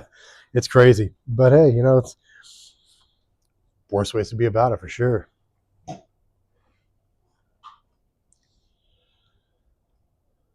If we look up higher as well, we can see that the program version isn't blank. It doesn't know. So that's again an issue where it can't recognize what version of Windline we're running with on this. So we've got a couple different things. You know, we don't know what program version it is, but this part over here thinks it's not a terminal release. So back to the argument we were talking about earlier about, you know, updating is like the first thing to try. Really good thing that we could do here. Probably get this acting at least a little bit better. Maybe we're still having problems with that left camera. We can dig in deeper with that, but at least some of the problems we could fix by going about that. Is it normal? But, I mean, not normal, but is it realistic that you have a question mark there? Yeah. In the field? Yeah. It just doesn't know. And sometimes it just won't know. If Windline is that corrupted, it'll be like, I don't know what the hell I am. Yeah. Uncommon, but yeah, you will see. I shouldn't say that you will see this, just because it's very debatable how frequently you'll come across using this. Just because, as awesome as this program is, you know, we in the lab use it, but the field doesn't use that too much. So this is great information, but it's not going to be you know, stuff that you're using on a daily basis. All that to say that you will see the program version, you know, at least a couple times, but it won't be the most common thing that you'll come across. But then we can see the WhoCam build, and that is the programming built into the camera control board that's on the back of the actual cameras. When not plugged in, they look like this. And so, of course, they have got the USB cable running from this to the board in the middle of the tower.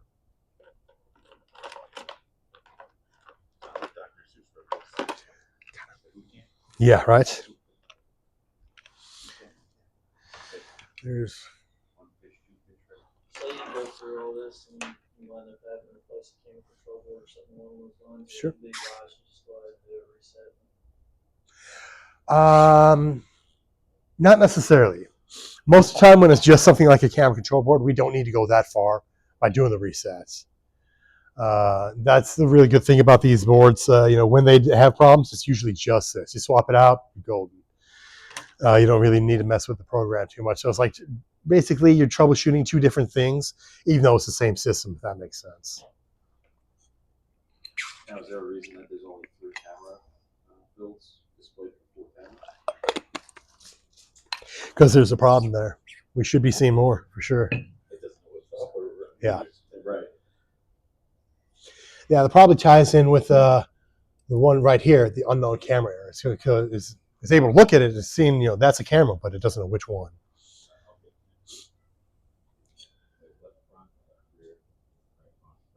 Yeah.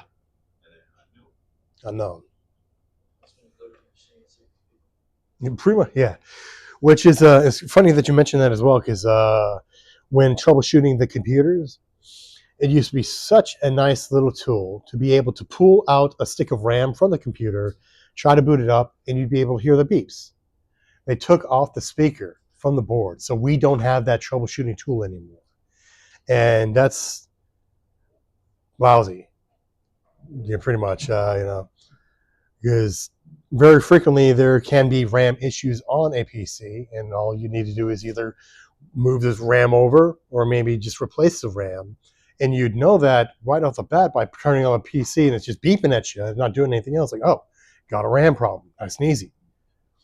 Now you just fire it up and it just looks at you.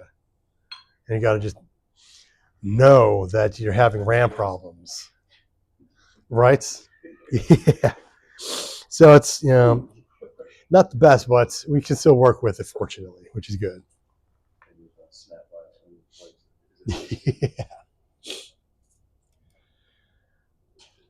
The last suggestion here is also a very awesome tool that you'll very rarely use, called the Power Line Monitor. As Winline does not play well with others, it's also rather finicky when it comes to voltage, or when, for example, the aligner is working off of an extension cord, especially that extension cord isn't pristine. We could be seeing a lot of problems there, voltage drop-offs and the like, to where very frequently when the aligner and this program thinks that it has a voltage issue, it will give this line monitor suggestion, and it's pretty accurate about when to actually give that out to when there might be voltage issues at the shop. Sometimes it'll be obvious, you got a chewed up cable, you can see that from 10 feet away. Other times, Fluctuation coming from your provider, right? absolutely, That's yeah, awesome. absolutely, That just tells you, hey, Yeah. line monitor. just right there. And big surprise, line monitor catches a lot of information. What does HIV stand Where is it you're seeing that? for? Large number of HIV. Oh, that refers to Hunter Interface Board. That's right there, either the board where that splits off to all 4 cameras or the one down the USB. Sometimes the names differentiate between them because that's something Hunter likes to do, is give multiple names to the same thing, because that's not confusing at all. There's a valve on the Revolutions that's got like 4 names. It's crazy. So large number of interface board issues. Yeah. Reporting 55 issues, checks status. Power supply. Absolutely, absolutely.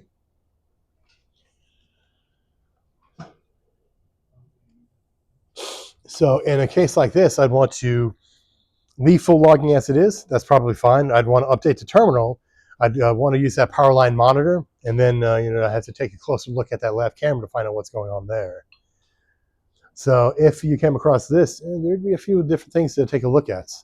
And again, like you said, you could look at the power source first. Not like, okay, hey, this cable's been ran over 18 times. Absolutely. Look at this flat over there. What are you bitching to me? Yeah, absolutely. Yeah, yeah, it happens. Yeah. Okay, and then you're like, okay, I don't need a line monitor, but something's wrong. Yeah, throw it on there. Absolutely, absolutely. Then update the software. Try to figure out what the game is. Yeah, and because we're seeing, That fell over. yeah, right. Nuts. All right, let's go to the next one.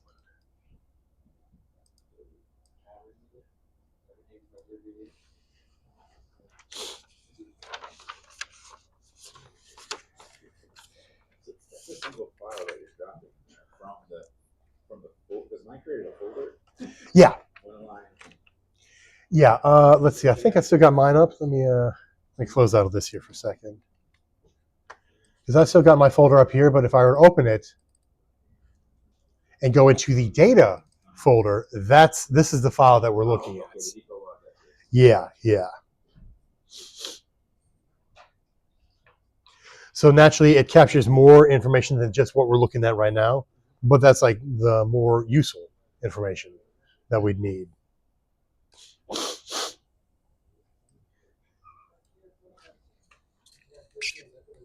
Now that log text file, it's constantly being added to. It clears out if you reset it. You restart the PC, Yeah. or what about if you restart it? Is it It will still contain the previous information. Or if it left set off, powered off for a while, it'll still be okay. what if you change your camera? That should be fine. So Yeah. it'll what I'm curious is if so for example, your camera 0 had Yeah. like We got a problem. events, Replace it. you Done. change it, it's still going to show forms of events, or is it going to ping a different? It will ping. What I'm saying though is it will log identify that the event count for that camera has been reset. Yes. Yeah, it can do that. So it will see that difference.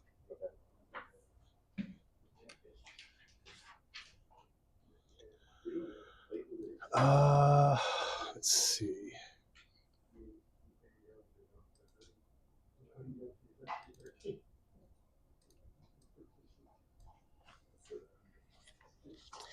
Additionally, right around page 111 should be the example section to where we can fill that out, which I do recommend just to have that information as we go through this.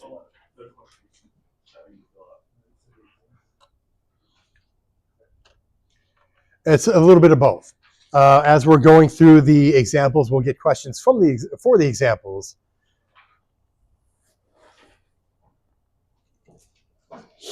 So with that in mind, let me actually backtrack a little bit.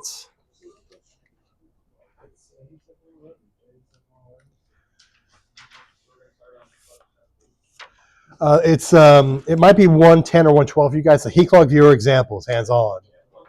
112, okay. I knew it was somewhere around there.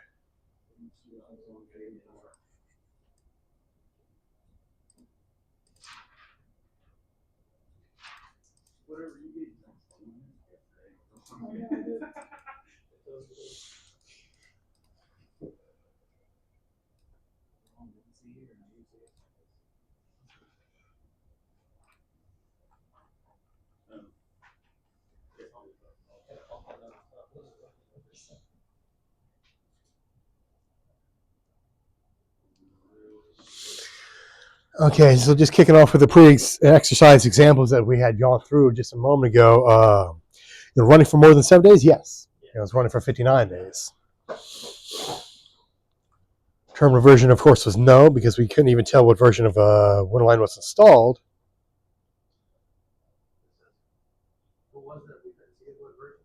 The terminal version.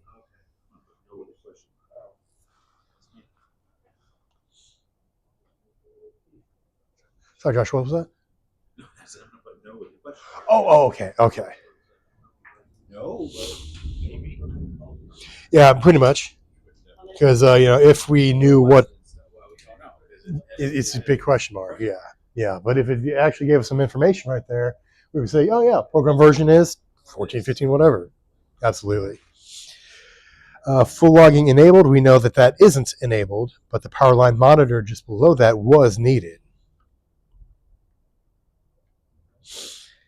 Are there USB board failures for this example here? Yes.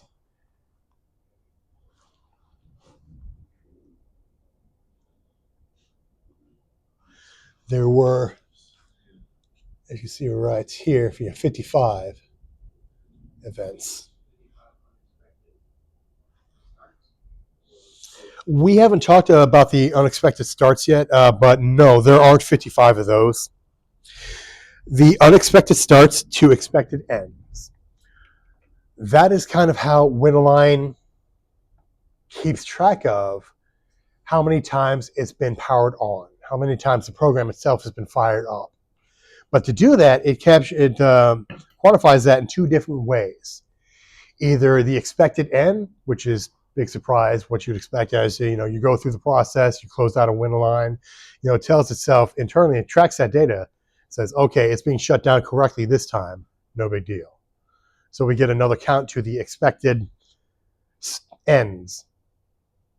And what would happen on the other side of the coin is if they were just to, flip the breaker, rip the cable from the wall, force close Winterline.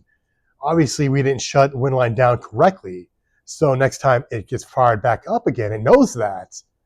And instead will give us a unexpected starts count instead. So it always tracks between the expected ends and unexpected starts. Show the expected number. I see the unexpected. Should be, yeah. I don't remember where the hell that's at though. Let me.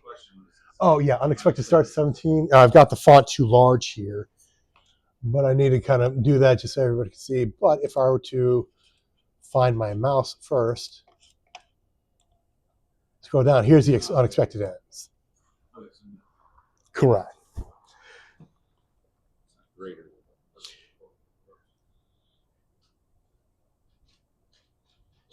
Yeah, so the unexpected starts, 17 and But up at the top it said 18. Right? If you scrolled up. scrolling up. It said, no, Oh, yeah. It starts. Oh, it stops. Okay, so it starts and stops. Yeah. What is it? 17.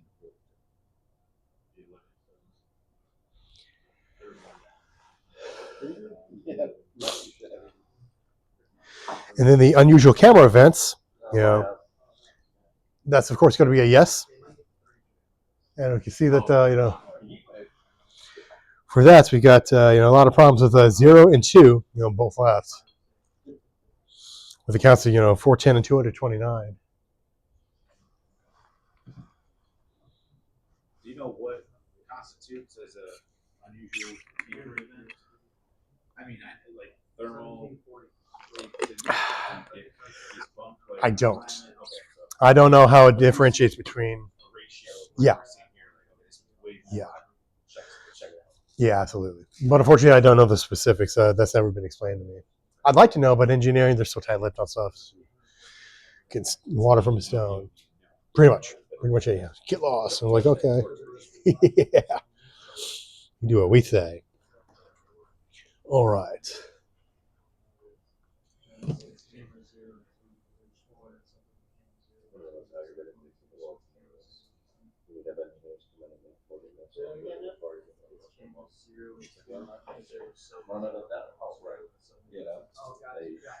Yeah. Absolutely. They can display the fucking camera. Why can't I see that? What's so secret about what that camera is? Right. Good question. Japan would do that to me. And send me your log files, and then they can go through and see step by step clicks on the screen. I'm like, wow, why can't I see that? Right. I want that same software. I could fix things if I saw it. Right. I'm sitting here looking at zeros and ones trying to figure it out. Non-100 PC bounce. Where's that at? That right there is not found when using this normally, just because that is a setting when this first fires up. So what I'm going to do is just restart this same one that we're looking at. You can't see the full description. This is running. Various this is off to the right. Obviously, 59 days. Give me 1 second. Let me bring this back up. But this time I'm going to check for Hunter PC or check for installed programs. So this is where you'd actually differentiate between the non-Hunter programs or not, is this screen. But naturally, because this is just a regular line of not been outside the shop, I very much doubt that anything non-Hunter has been added to this. But we can check for Hunter PC anyway. Where did you load that? Where did I get this file from? No, you just said what you just set up there. You said you can see where it's you get unapproved software loaded. If we did, it would be right around this. It would be non-Hunter programs found. And so this one is yes, right? Like that's what I had marked down for the answers. We had it installed programs. I just didn't know you were on a different screen just a second ago. that was with the like little box there. Yeah. Let me. That's like the first screen of this program, Okay, gotcha.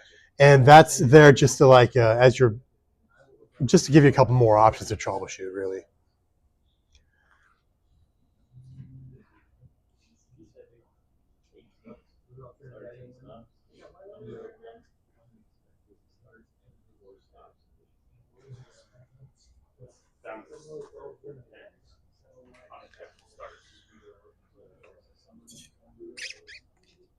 Is expected start on there? Yeah. Yeah. Oh, sorry. You said expected starts? No. Okay, because it was asking for the ratio. It was asking for expected ends to unexpected starts. No, it's expected start greater than expected, yes or no, so it's the ratio.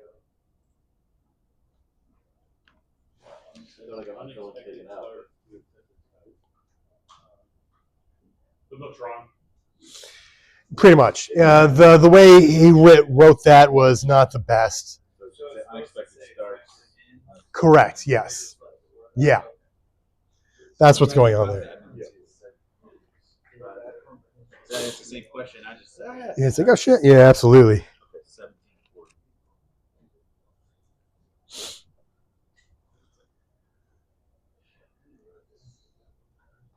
Obviously, right. We should have as many, roughly as many ends as you can start. In the perfect world, you'd have 0 unexpected. Yeah, absolutely. And for some of these examples, it does look like that too. So with that,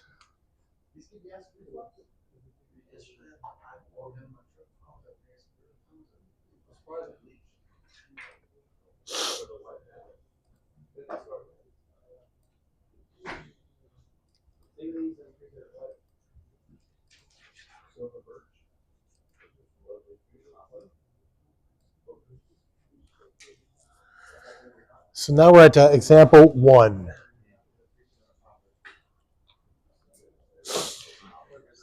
And if we were to take a look just at the main section here, right off the bat, I'm seeing 2 things of note.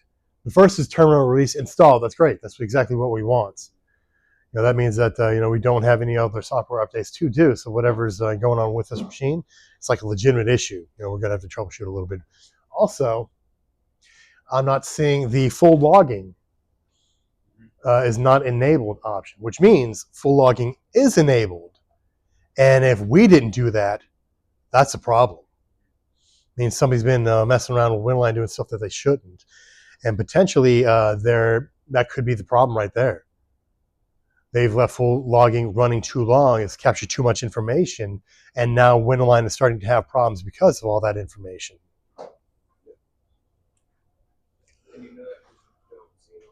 Correct. So, all the other information is displayed there, but the full logging, when that is enabled, is obviously not present. So that's like the one thing to look for when not there. Everything else is going to be on the screen for terminal version. If it is installed or if it isn't installed, it'll say. Vents, yes or no, it'll show. But the full logging is a little bit different.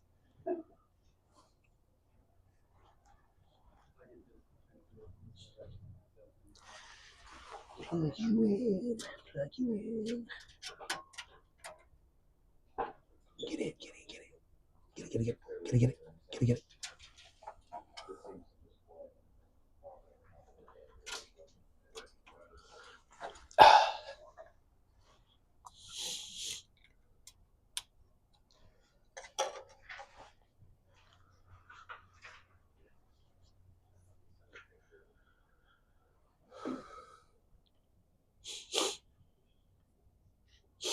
Additionally, we can say that on this one here, the timestamp, we're working like 3 days.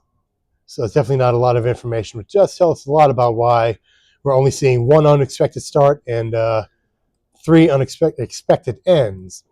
But it is pretty interesting that for having a log of 3 days, we're seeing 208 events, and pretty much all on one camera with that. Exactly. Yeah. Now, can you open the other example that you had? Sure. Let me bring that back up here. I just want to see something to see if there's a difference.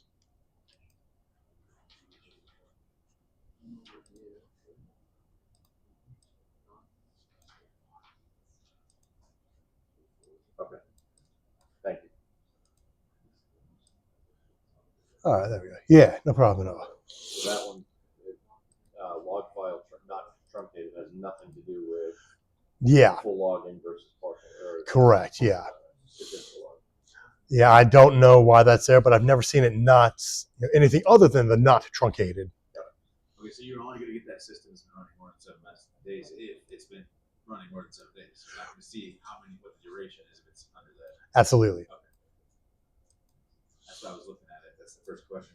Why doesn't this one have that? So it's only going to put it up there. Right. Now it doesn't say duration. And additionally, you won't see anything like that if they're shutting it down every single day either. Because it's just like, it's been running, it's been doing fine. It's going to ignore that information. The only things that are going to be displayed in that area are things that are meet the criteria. Correct. And you say there's a way to see the software that is installed that's not approved or. Yeah, the unapproved software. What you'd want to do is you won't be able to see this from when you're using this normally.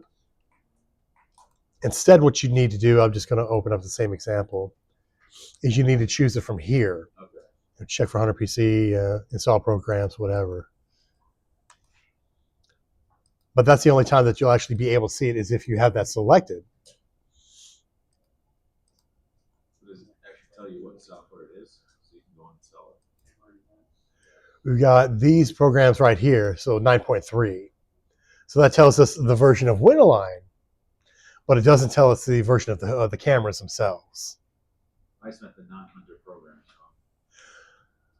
For that, there is a way. It says please uninstall approved programs. When there are like just one or two non-hunter approved programs, it'll just show in this screen. It's a link to the hub or freaking some online game, whatever.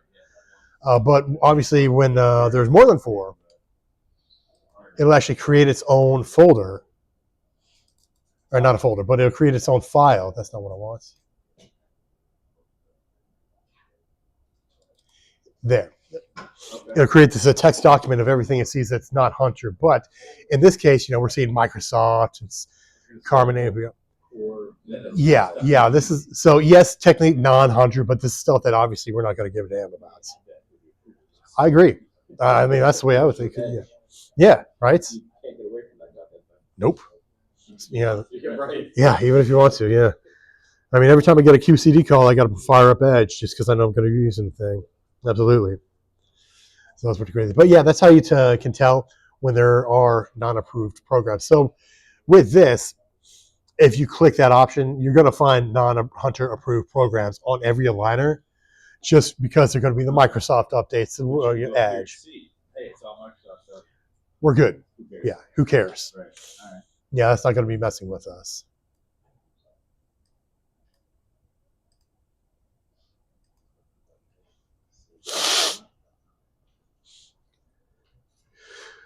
So naturally, with this one here, and with the amount of data it has, there are pretty much only 2 things that are worthwhile of note. The fact that we have full logging enabled for whatever reason, and also this camera 1. We definitely have some problems there. And so more than likely, we're just needed to shut the full logging back off if that were enabled, and change from the camera control board to the new, just replace the thing and it should be fine.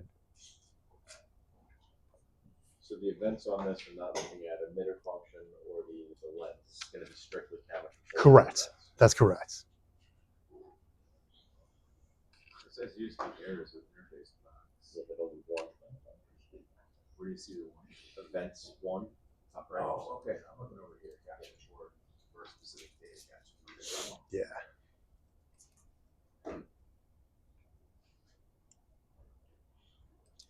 And for a data dump like this, that's pretty much all the information we can grab from this. So that means that we're good to go to the next.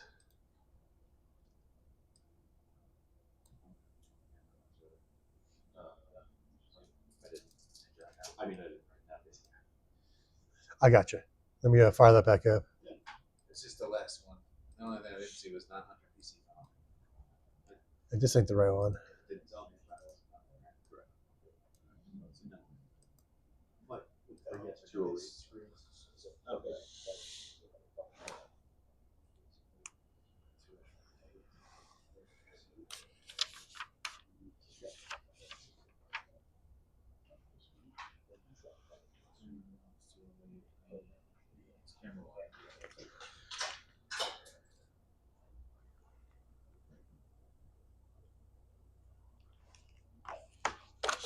It's 21.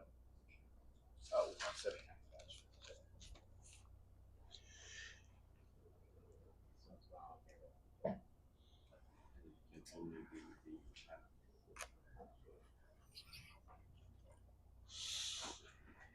Okay.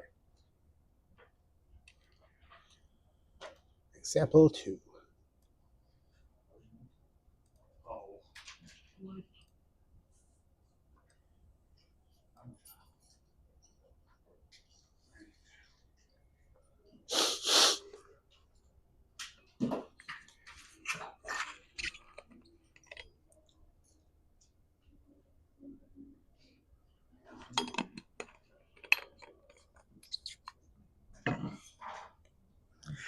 All right, so for this next example, right off the bat, I'm seeing the 2 good things. I'm seeing the full logging is not enabled. That's usually what we do want, and terminal release is installed.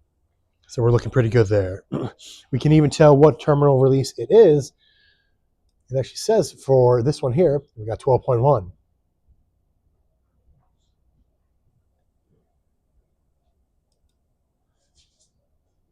So we're also able to tell that, we probably have 900 programs because I have that selected, no big deal there. System has been running for more than 7 days, of course, at just over a month. So that would, It's a much better power company than we have. We'll run for a month straight. yeah. Yeah, they're doing pretty good on that end. So, what does it show you if there's a 900 PC? You just get a message up that says Yeah. unknown PC. Unknown, yeah, 900 PC file, yeah. So far, we haven't had any. Yeah. Any Correct. people install their own PC. Yeah, yeah, So long as you enable it, no, because it's his name. correct. So, yeah, that is not enabled, which is what we do want. It's funny because it says. I know, it's a little backwards, right? Yeah. It's like, no, that's actually what we don't want most of the time. Hey, we don't need a power mark this time. Yeah, yeah. So this one's looking a little bit better than the last couple. Absolutely.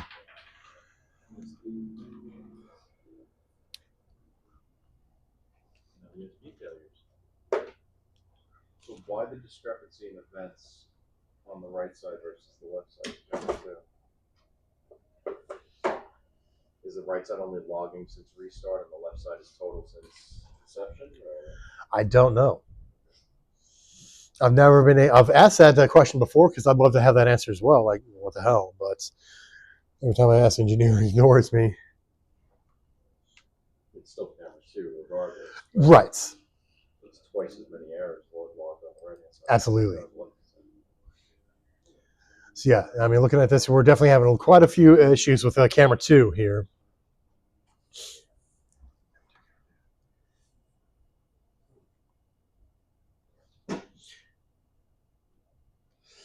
That and, there also seems to be a pretty decent amount of unexpected starts. I mean, compared to expected ends. I mean, usually, in the perfect world, we want the unexpected starts to be 0. So anything about that, it can look a little bit high. But then again, this has been running for almost a year as well. So, yeah, absolutely. Yeah, right. It shut off 28 times. It turned on and they left it on. Yeah. I mean, 14 days, 9 days, 8. Yeah, absolutely. So, that's the big thing is they're not keeping the maintenance of going on their equipment correctly, without a doubt. Install relays on machines. No. Just so they would turn on. End of the day, the program stops. This relay's gonna be on 2 hours. So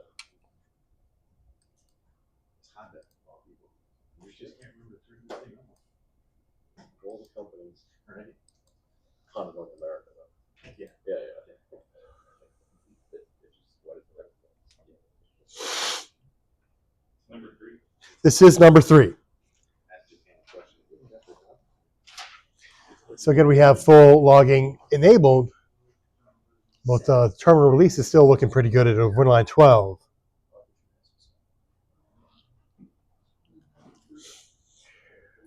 But as some of you noticed, it's been running for a little bit more than 7 days on this one.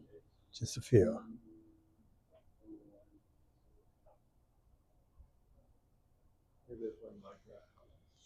I could, understandable, I could definitely see it. I mean, yeah. I mean, with the specs on a $5,000 PC. One would assume, right? Yeah, one would assume that they're running The range racer on there as well. Right. Yeah, absolutely. It'd be awesome. But looking around here, we got our WhoCam build, so it's able to communicate with our cameras correctly, even though we've got a couple unknown, or actually, no, we don't. Events are 0. So technically, we've got like some, but it's so few that we can kind of write that off as a startup issue, especially because we're having the unexpected. Oh, no, that's a different. Yeah.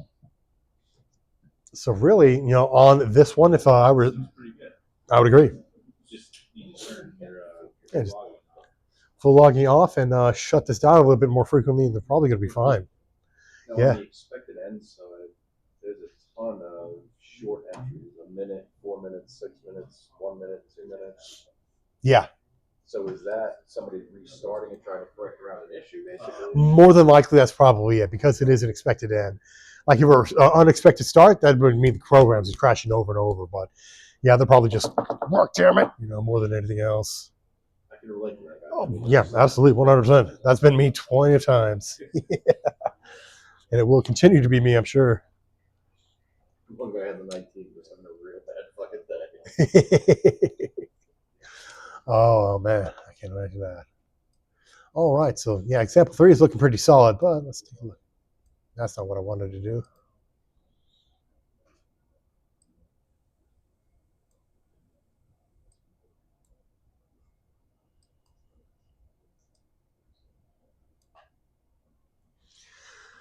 All right, so we do have full logging enabled and the terminal release installed, which is definitely good.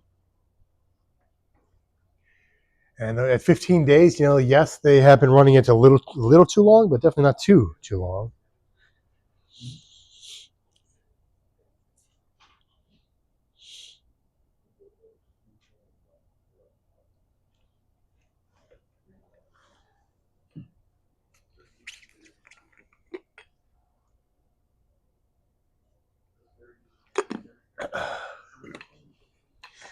And we're able to see, both the Winalign version and the WhoCam version of the camera control boards.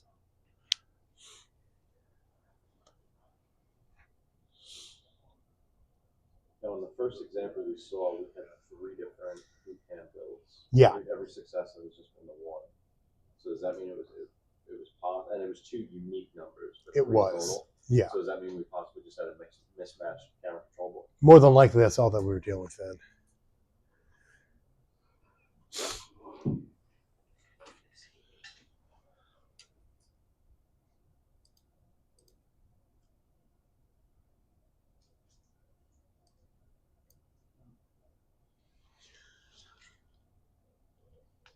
again, really nothing.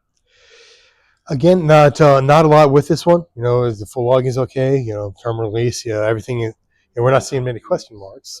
Yeah, but this data dump here makes a really good example for an argument, I should say, between sending the file into the lab or potentially using this program on the customer's PC itself. Because if there were, say, non-hunter programs found on the PC, that could be part of it. And yeah, obviously we've got this one of them, absolutely, to where we might have more than just all the Microsoft non-hunters. It might be something legitimately non-hunter that could be causing problems with their system, but obviously it's not really messing with Winalign too much because the program is shutting down correctly, is firing up correctly, and everything else seems to be happy for the most part. So in those situations, these are the kind of the ones that cause the most concern because it's like it looks too good. Something else must be wrong somewhere. Where is that something wrong?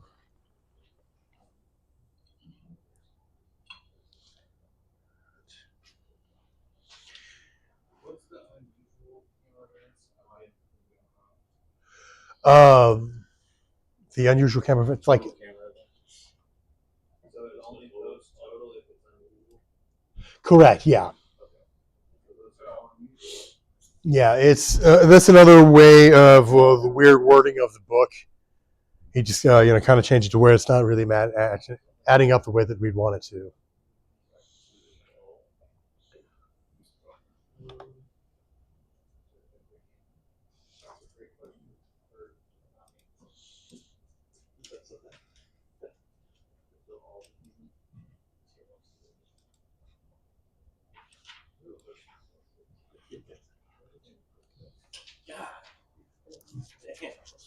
Yeah, we got a little bit of some events here.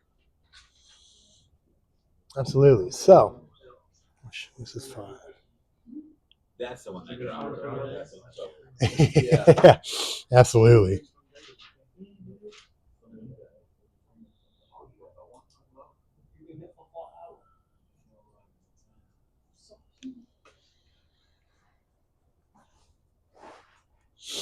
So with this, we can tell that, obviously we do not have a terminal release installed. Full logging is still looking pretty good, though. Oh, it's also been logging for 3 years and 2 months. Yeah. So Absolutely. So it's going to capture some information for sure, including thousands of events. But over the, considering how long this has been running, years, I wouldn't be too alarmed by just that amount of events, just because they are pretty balanced. We're seeing a lot of unknown events, but the ones that are seen are balanced. Which could mean that we're having a problem with the USB board instead of just the cameras, because if we did have a board that was faulty, it'd affect all of the cameras all at once rather than just one or two. now the power line monitor needed message is different on this one than it was earlier. It just says install a power line monitor and correct possible power switch issue. The first one we had more detailed information like USB I/O and things like that. Right. So it's just seeing a potential voltage issue and it reported that? Yeah. And it's giving a suggestion of what it thinks might be helpful. Absolutely.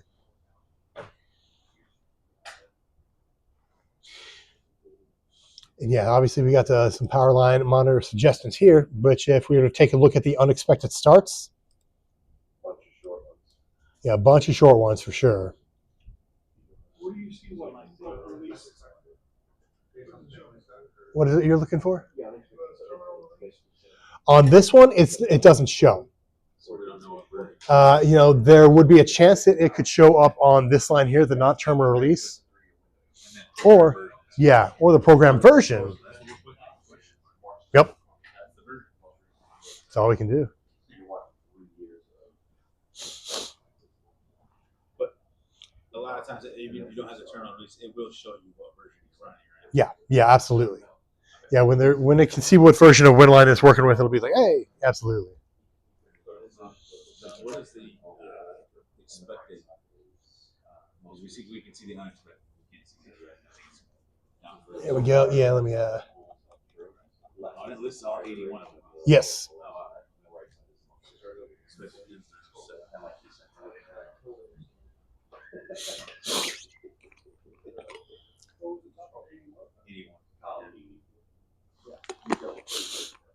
So it is possibly power issue or USB board issue, USB box issue.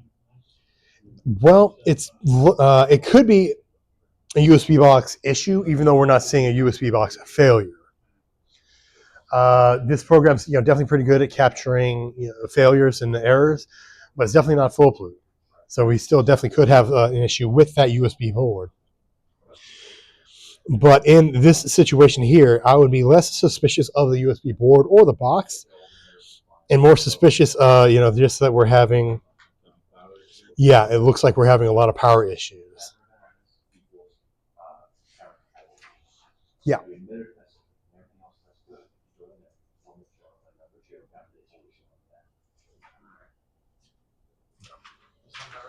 It's not about, yeah, absolutely. He's completely full of it. Everything's, no, it's absolutely. I took a good game, though. I said it with confidence. That's going to take you real far. Hell yeah, man. Oh, yeah. There we go. But yeah. That's a great way to, because the wording is weird, but yeah, it's just like you were saying. And he's not even looking. Okay. Moving on in. So just a whole bunch of voltage issues is potentially all that we could take a look at on this one, because everything else, for the most part. Maybe updated. Yeah, update. Try that. Absolutely. Because right, like you said, the cameras really aren't having that usual. You see similar amount on all of them. So. Absolutely. Yeah.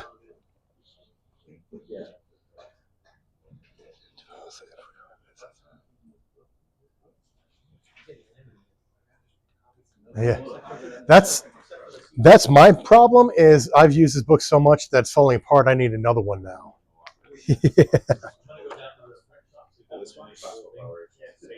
There we go. All I need is the remote in page. Perfect. Oh, you'll want a couple more than that, though.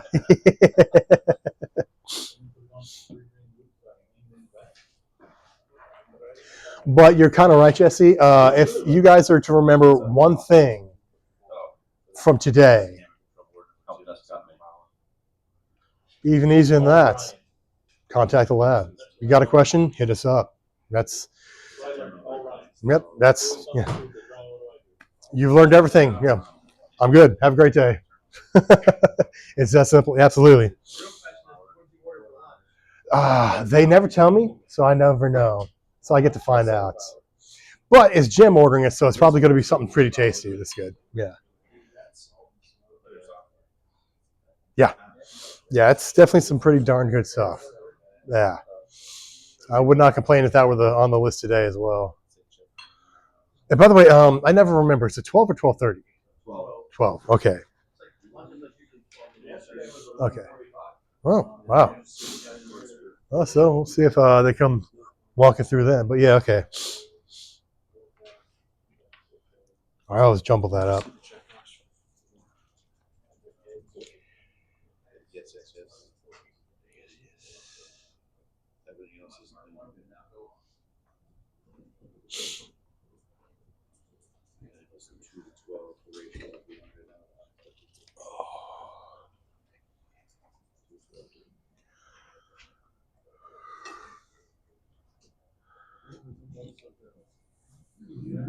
It should actually say unexpected starts.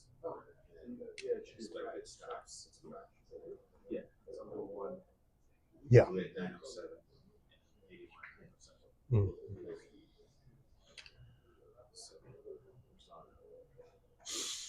Now we are.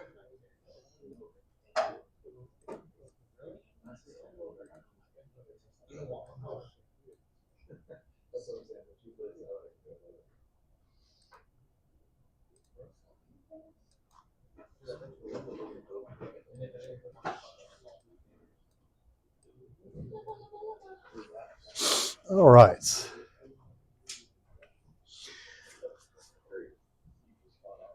So, for example, 6 here, it's been running for 8 days. We can tell what the terminal release is on this one at least, because it's listed both not only here.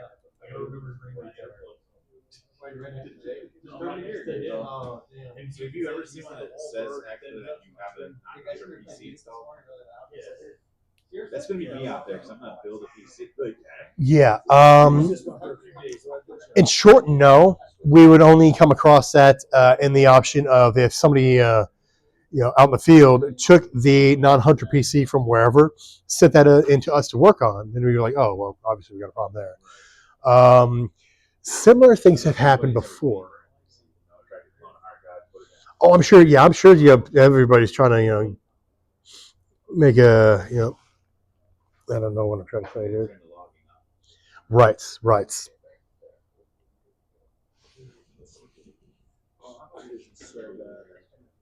I had glasses. They got all scratched up. Oh, that's freaking. Oh, damn. Oh, I hate that. Yeah, honestly, like these are pretty new. I finally, after years, decided to stop being so blurry. I can't read like anything without them. Like even the Red Bull can's pretty blurry over here. So like trying to see names and faces, yeah, forget about it. Hopefully you'll be able to get another pair soon though, because I can make this large fonts, but fortunately most of the other stuff today won't be on screen, so it'll be like more up close stuff than anything.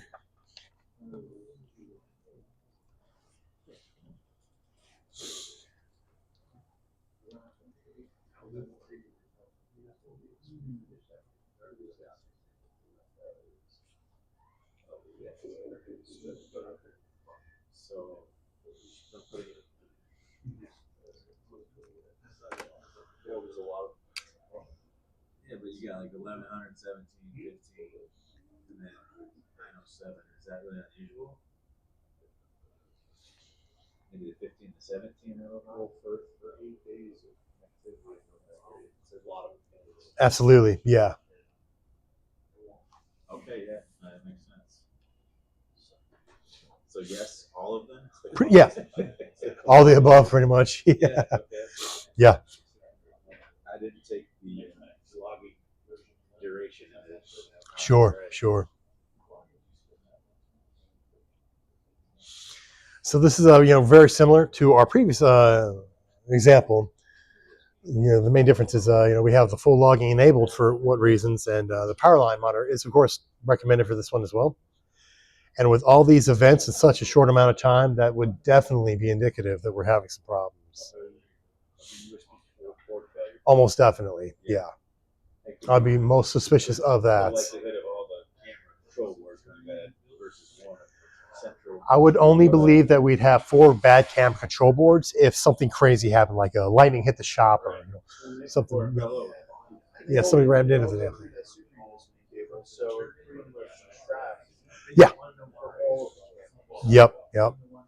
Could you then say, could it be possible that the USB cable in the back maybe got stacked? Oh, sure. 100%. Yeah.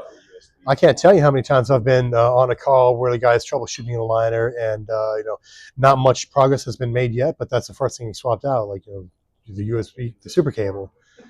Yeah, just. I spent 4 years in the military, working on what was called a CAS bench.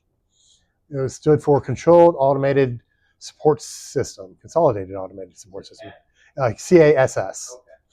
And basically, it was a big test bench right around the length of about 2 of these tables, and you could put pretty much anything from. I worked the base that I was on was a naval air location, so we had jets flying around all the time.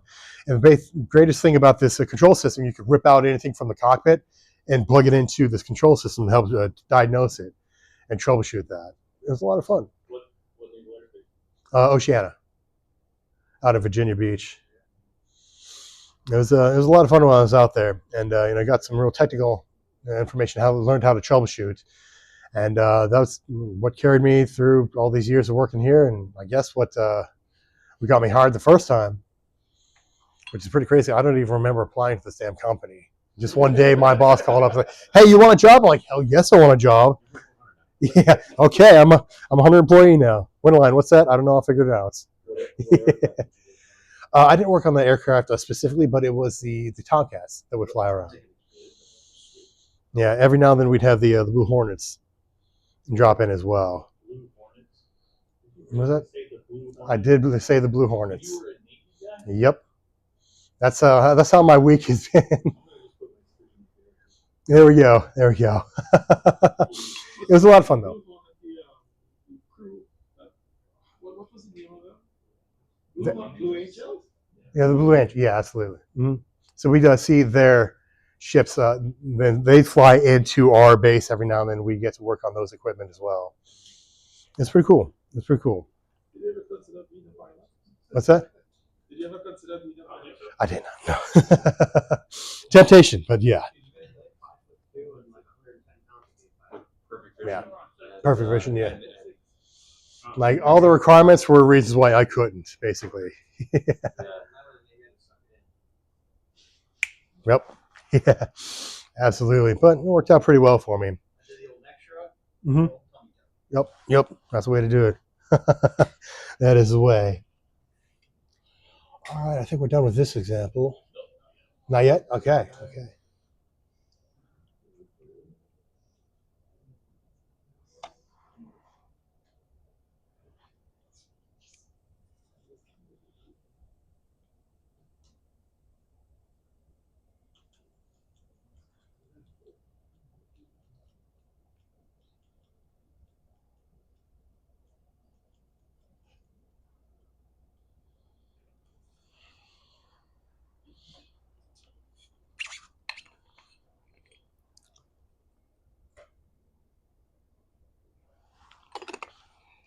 So as you can see, there's a pretty decent amount of information gathered from these data dumps. And it really does help to troubleshoot quite a bit. But, like I was saying earlier, is everybody good with 6? I'm still seeing writing, never mind. I'll wait.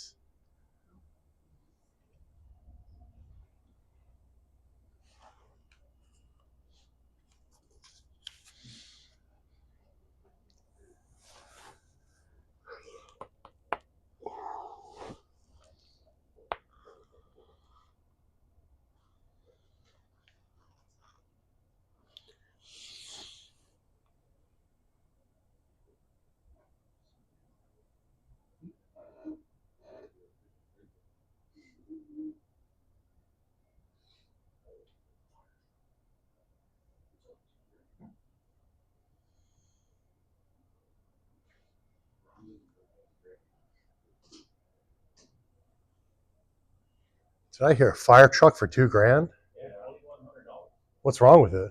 Nothing. Apparently, it's a '75 Ford. Oh, Whatever, something diesel. okay. 3208? Huh? 3208? Yeah, they're 5 speed Allison trans. Thing will run the road. $2,000 or something. Yeah, exactly. You can turn the pumps up on those things. Put a little bit more power out. Something don't smell fine. Okay.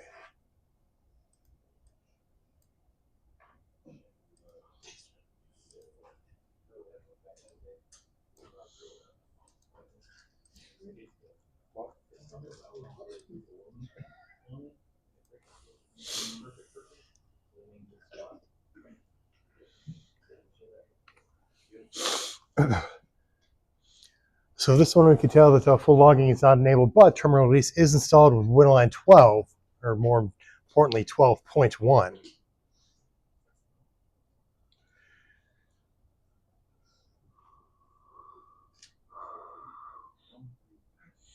And for this running for just around 3 months, we're seeing a lot of camera event errors, especially the camera unknown. Why doesn't it? Like it can tell our who can build, so it's not necessarily a problem communicating with the cameras themselves, but we're definitely having something shut off, or something drop off to where communication isn't establishing fully. It gets to a point, it knows it can see a camera, but it can't recognize what kind of camera it is, where it's at. So if we were to look at the unexpected starts at 126,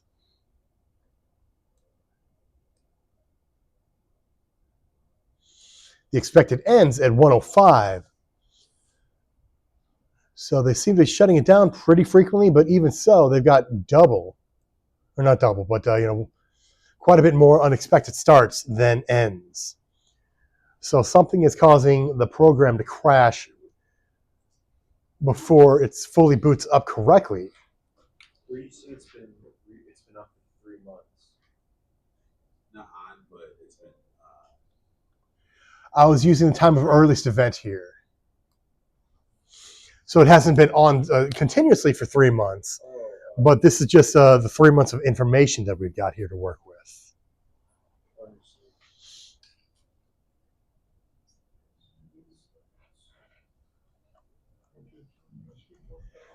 And with a example like this is another really good one that non-Hunter software could be a part of why this would be happening, because everything else.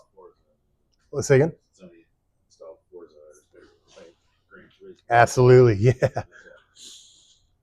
The greatest the hint I always loved seeing when we get the PCs sent back in is when somebody has done something with that machine that they shouldn't. The hint is that there's a bikini girl on the desktop. Like, all right, yes, Clue number one. yeah. I'm happy with this. I can troubleshoot this. Right, because there's no USB door failures. You don't really have a particular camera issue. Right, Just- right. So, camera unknown, like where is that? How does that factor in? For a situation like this where we think that non-Hunter programs are part of this issue, pretty much these non-Hunter programs, or whatever it is causing Winline to only boot up fully, then crash. So it boots up to the point where it can see what cameras they are, but not to the point where it recognizes them. And somewhere in that middle range is where it just dumps out. Absolutely. By this issue of booting up and then crashing, I would try to restore the 100%. Yeah. and see if it did it again. Absolutely. And 98 times out of 100, that it's going to solve the issue right there. Hey, I had Minecraft installed. Yeah. I'm like, well, You're supposed to store your porn on your cell phone. it tracks Minecraft. That is a toaster, son. Look at the wall, didn't it? Oh, jeez.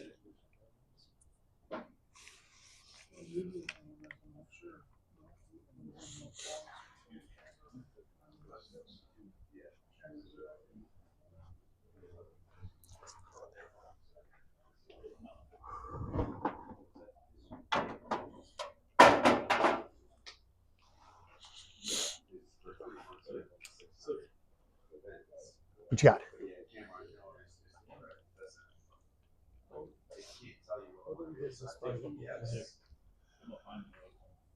What's that? How do we get that? He logged you over here. Oh, okay, okay. That is a program you'd have to download. So these aren't on these PCs. That's why.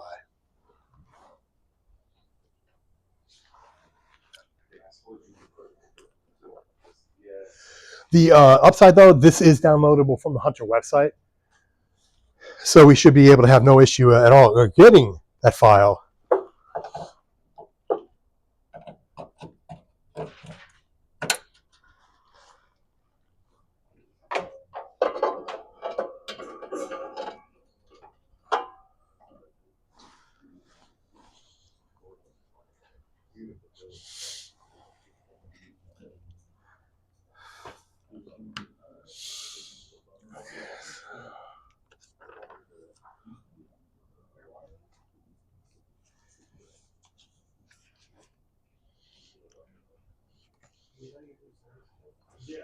I'll be right back.